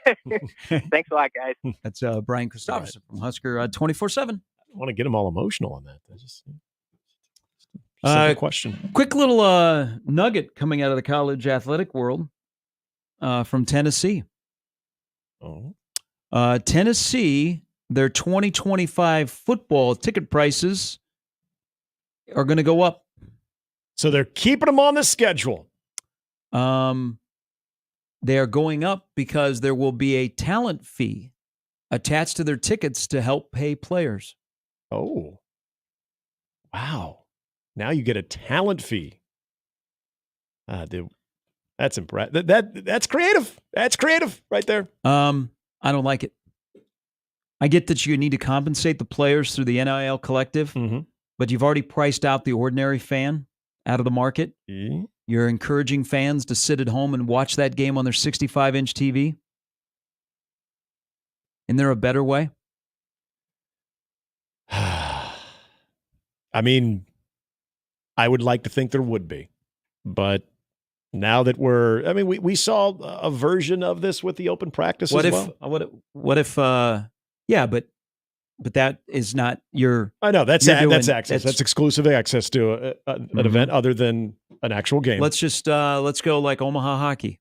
What if Omaha Hockey put a $7 charge every game on their ticket price to pay the players? How would that go over? I can't imagine it'll go over well, but I feel like people are understanding in order to compete and to contend with other programs, especially even if they're, and I see this is the reason this is interesting with Tennessee is their NIL's is in a good position. I would see this more of an attempt at least for people who are a little bit behind in NIL and need to have other ways to try to generate that type of revenue through a collective that they can compensate their student athletes in a way that's going to be competitive to their conference peers. So to me, like the example you bring up with UNO hockey, to me, that would make it, you're right. It wouldn't go over well, but it would make more sense to me from a standpoint of as that NIL is trying to build and get bigger and try to compete with, say, North Dakota and what they have.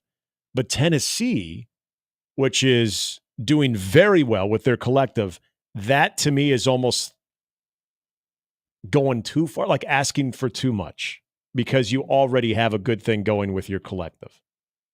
But I have a feeling this will be a thing. Not saying here, but you're going to see other places do it. It's just surprising that it would be already a well-established football program that has a good collective.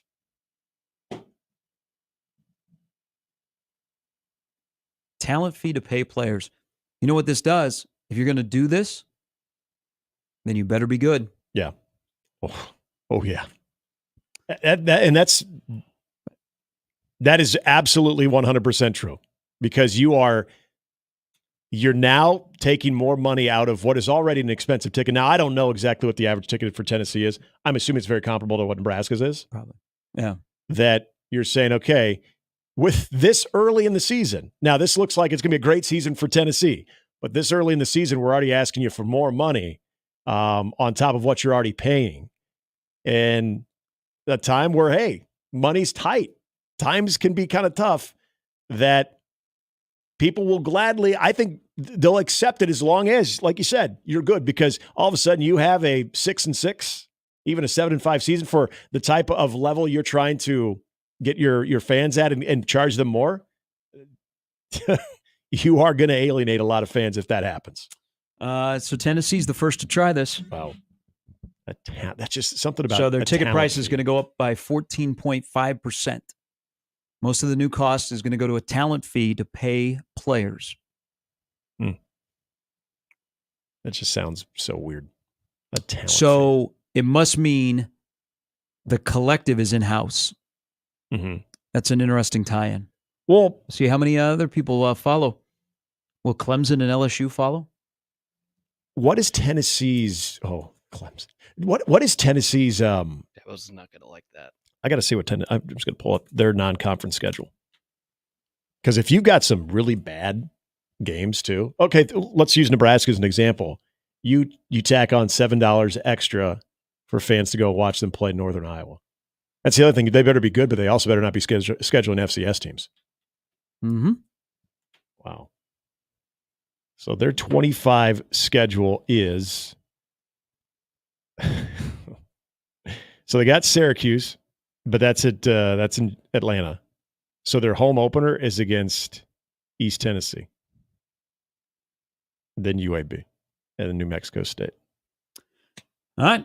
Welcome to the new world. I don't like this. That average fan, I mean, there's a ceiling. Mm-hmm. You say, hey, man, that game looks great on TV. I'll support NIL, but now you're tacking it onto my ticket price? Right. All right. When we come back, there is news out of Lincoln that we must share with you. We'll do that before we get to Andy Kendi on 1620 The Zone.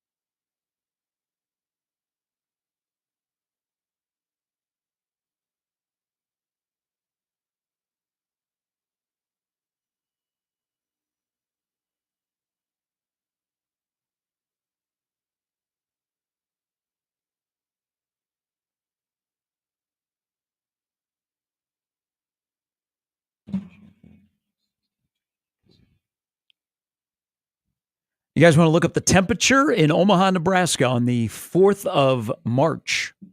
I don't think my AccuWeather forecast will go that far, but I'm going to assume it's something Cold. in between the 30s and 40s. So Nebraska's first game in Nebraska in baseball will be over at Tal Anderson against Omaha. The Nebraska baseball schedule is out.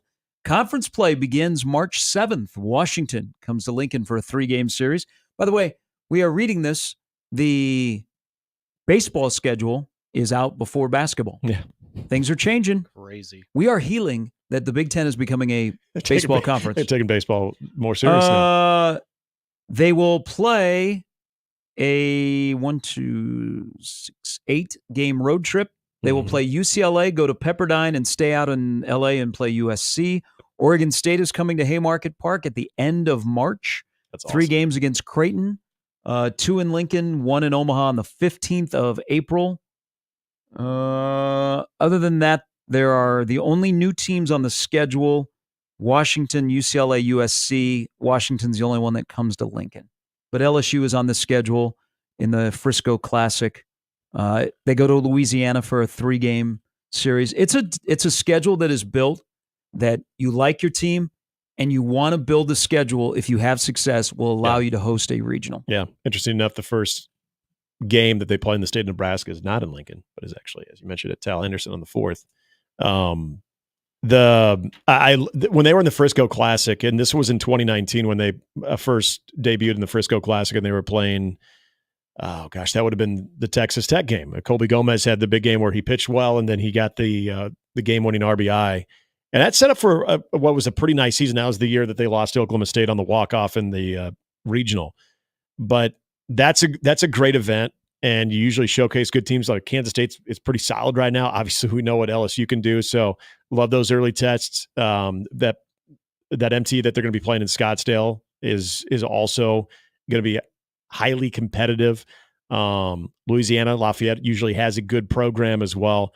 So again, with what they have stacked up in front of them, absolutely that LA series that you mentioned, basically from the 14th when they play UCLA to Pepperdine to USC, and just being out there on the West Coast. Pepperdine Stadium is beautiful. Oh yeah, right in Malibu, it overlooks the ocean. One of the coolest scenes that you're going to see. But I'm telling you, that weekend series, and I like that it's in a spot in the season, end of March, where you have a chance at least to get some decent weather for Oregon State, because obviously that can dictate the crowd. If you can have decent weather for that, that will be a banged out weekend series. Yeah, they get Wichita State at home for a couple of games, and they are bound to have some tarp issues because they finish the regular season in West Lafayette at Purdue. So the Nebraska baseball schedule is out. Good schedule. Oregon State comes to Lincoln. Maybe Pat Casey will come here and wonder what would have been like if I would have gotten the head coaching job over Will Bolt. How's my buddy Bill Moose doing? Remember when Bill Moose was going to hire Pat Casey? Pat Casey, yeah. And then someone said, Bill, I think you got to look at Will Bolt. Who? Yeah. That's what happened. Andy Kennedy coming up next on 1620 The Zone.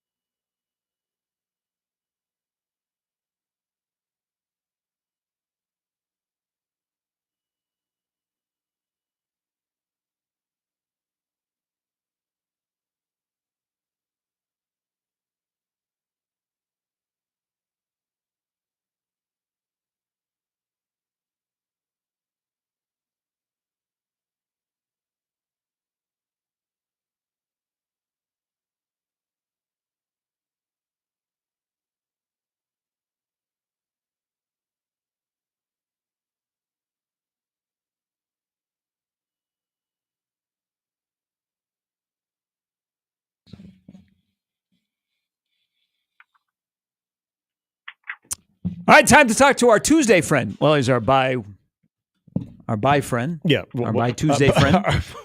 That's the best way to describe it, right? Our bi-weekly friend. Bi-weekly, yeah. Andy Kendi from I think you Channel had it right 7. the first time. Yeah. Good morning. Morning, boys. How you doing? I'm doing great. How are you guys doing? Good. Hey, I saw something. I guess I haven't seen you because KTV's my go-to. And last night I happened to be home at 6 and I was watching Lauren. Do you guys have a new toy in sports? Because it looked like it was like a curved screen that she was in front of. Yeah, it's funny you say that because I was watching at home and I said, I've never seen that shot before. And I called Lauren after the 6. I was like, that was fantastic. How did you do it? And they said, well, because everything's automated these days now. So if you don't script it prior to, you can't do it. There's no like hot punching. This is why we ran into a few trouble spots in post game a couple weeks ago. But if you don't pre-plan a shot, and it's not, I don't want to get too far in the weeds, but if you don't pre-plan a shot, it doesn't get carried away. So they practice the shot where the camera actually moves forward. It's the same wall that you see. You just see 1/3 of the wall, and that's what she did. And she loaded it with a graphic, which you can do, but it's a process. But it looked fantastic. I was like, Lauren, that's something else. And she was like, it was a lot of work. And I'm like, yeah, well, work's the work. I was like, I've never seen that before. So yeah, it just goes to show you do this job for how many years? Yeah. You learn something new every day. That's what the kids keep me young. So last time we talked to you, we were heading into Colorado week. Obviously, that has come and gone. So is the Northern Iowa game. But you have covered this program in some of the biggest and best venues in recent time, or at least events that have taken place with that football team. How did the Colorado experience compare to what you have seen at Memorial Stadium?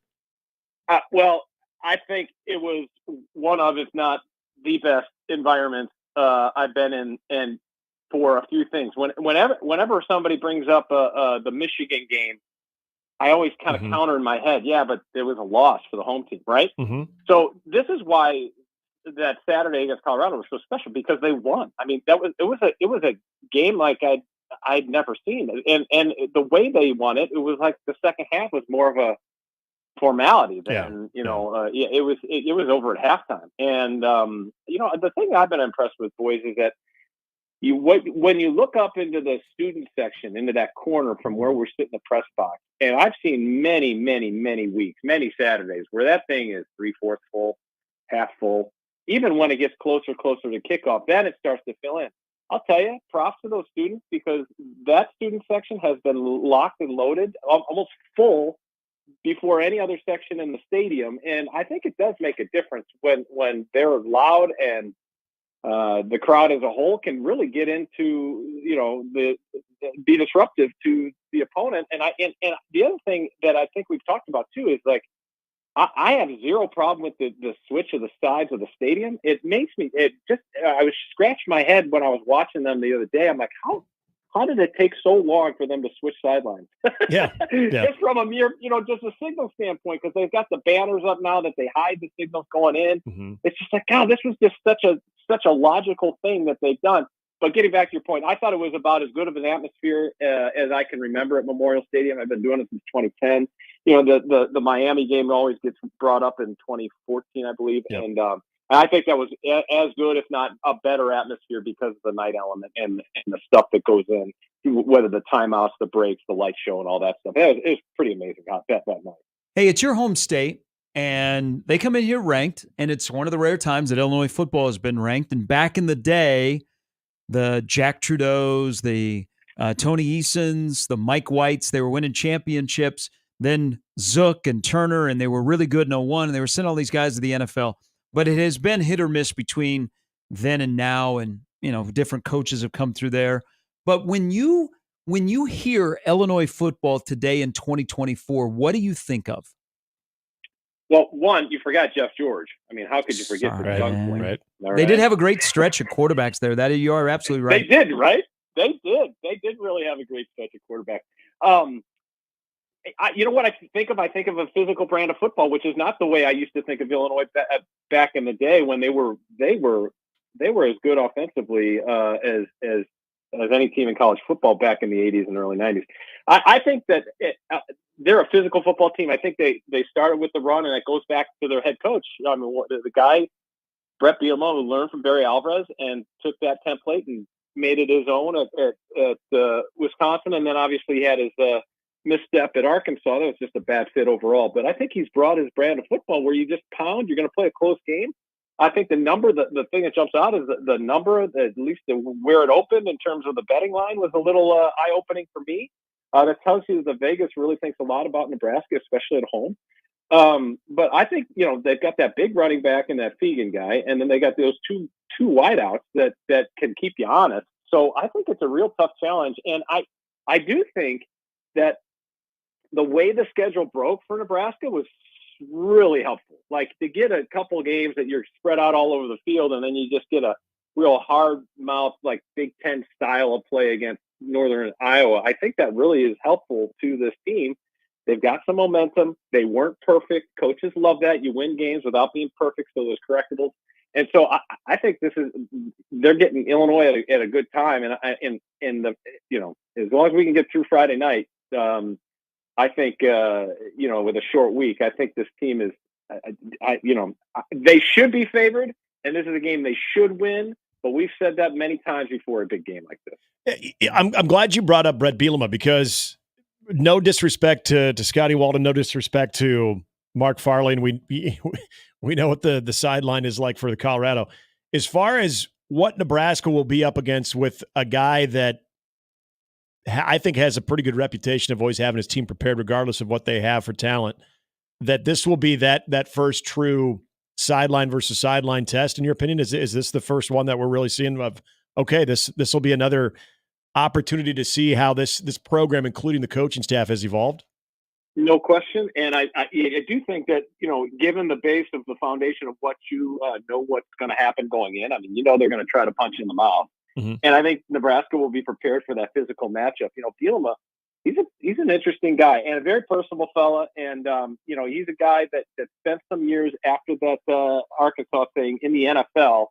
He worked for the Giants, he worked with Belichick at the Patriots. So he took some of those elements in there and carried them to Champaign. And I think that this is a really good test for Nebraska's defense.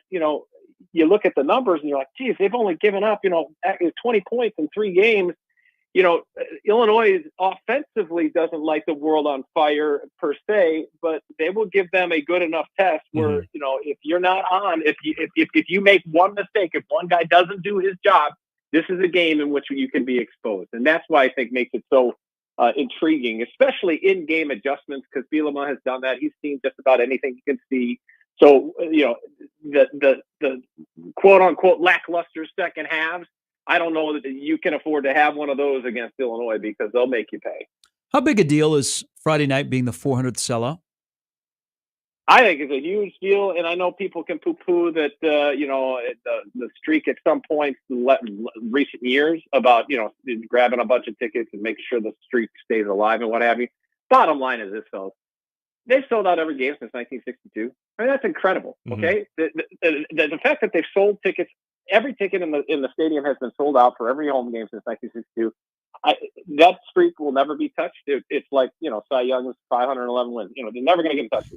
This is one of those deals that I think, Nebraska fans, that's something they hang their hat on. And I think it's a big deal. And the fact it's on Friday night, Sean Callahan brought this up yesterday. I think it's on the Friday night. It's kind of a standalone deal. And for the people who really value college football nationally, will get to see it, because there's not much competition on Friday nights on television. Now, if you're a high school football fan, I get it. It's a different deal.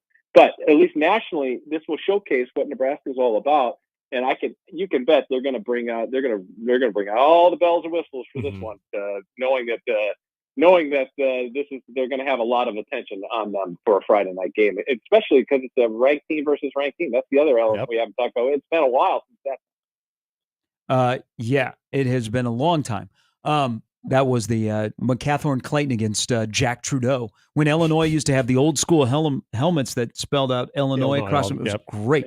Yeah. I'm glad for your sake on the professional side. It is a home game. I know that you've covered Friday night games before, but on the road, and high school football is going on here. I know it will be a zoo, but I also want to point out that for people that are wondering, ABC has Nebraska volleyball coming up on Sunday. Oh yeah, at Louisville. Yeah, and we that's a big one too, and that's just another precursor to this new television deal that they signed a little while back. That all encompassing that goes with the College World Series and women's sports. This is part of that initiative. So they're gonna show a regular season match on ABC, and I bet it gets great numbers. And I bet it exposes Nebraska volleyball to a whole nother audience that it doesn't normally get. The casual fan that says, "Oh, okay, I'll watch this for a little bit." I mean, I think it's great, and I think it's great for the sport, and hopefully Nebraska can do their part and make a good match out of it. It's a really good opportunity because ABC does have the volleyball finals on again this year on a Sunday in December, and not to look ahead because I would never do that, but it is in Louisville, so it's kind of fitting that Nebraska's playing Louisville this weekend. That is true. Hey, have a great week. Have fun on Friday. That'll be a master class in organization for you TV people. It's a work in progress, baby. It's fluid. We're going to have a meeting today about it. I know that. Hey, thank you, my friend. See you, Andy. Thanks, boys. That's Andy Kendi. Yeah, there is high school football on Friday night. They got to cover it. They got to do live shots from Memorial Stadium. They got the machine out there, and then then they'll have what is normally the Saturday machine, the Friday machine, and the Saturday machine come together. They do it so good. They'll figure it out. All right, crossover's coming up next. We'll be a day closer to Nebraska and Illinois. Joey, thank you. Yeah, thanks for having me. Thank you, Joey. I don't think we had any choice, but that's okay. It's all good. I love your presence here. You can come back anytime. Sweet. That'll be next month. Sometime next month. Yeah. All right, after your sabbatical to Colorado? No, before. Okay. Hey, say hello to Skip in the deli aisle. I will. We'd like to call him, have him call into the show. I'll let him know. We'll talk to him. All right. For Joey, for Nick, I'm Gary. Crossover's coming next. We'll talk to you tomorrow at 6.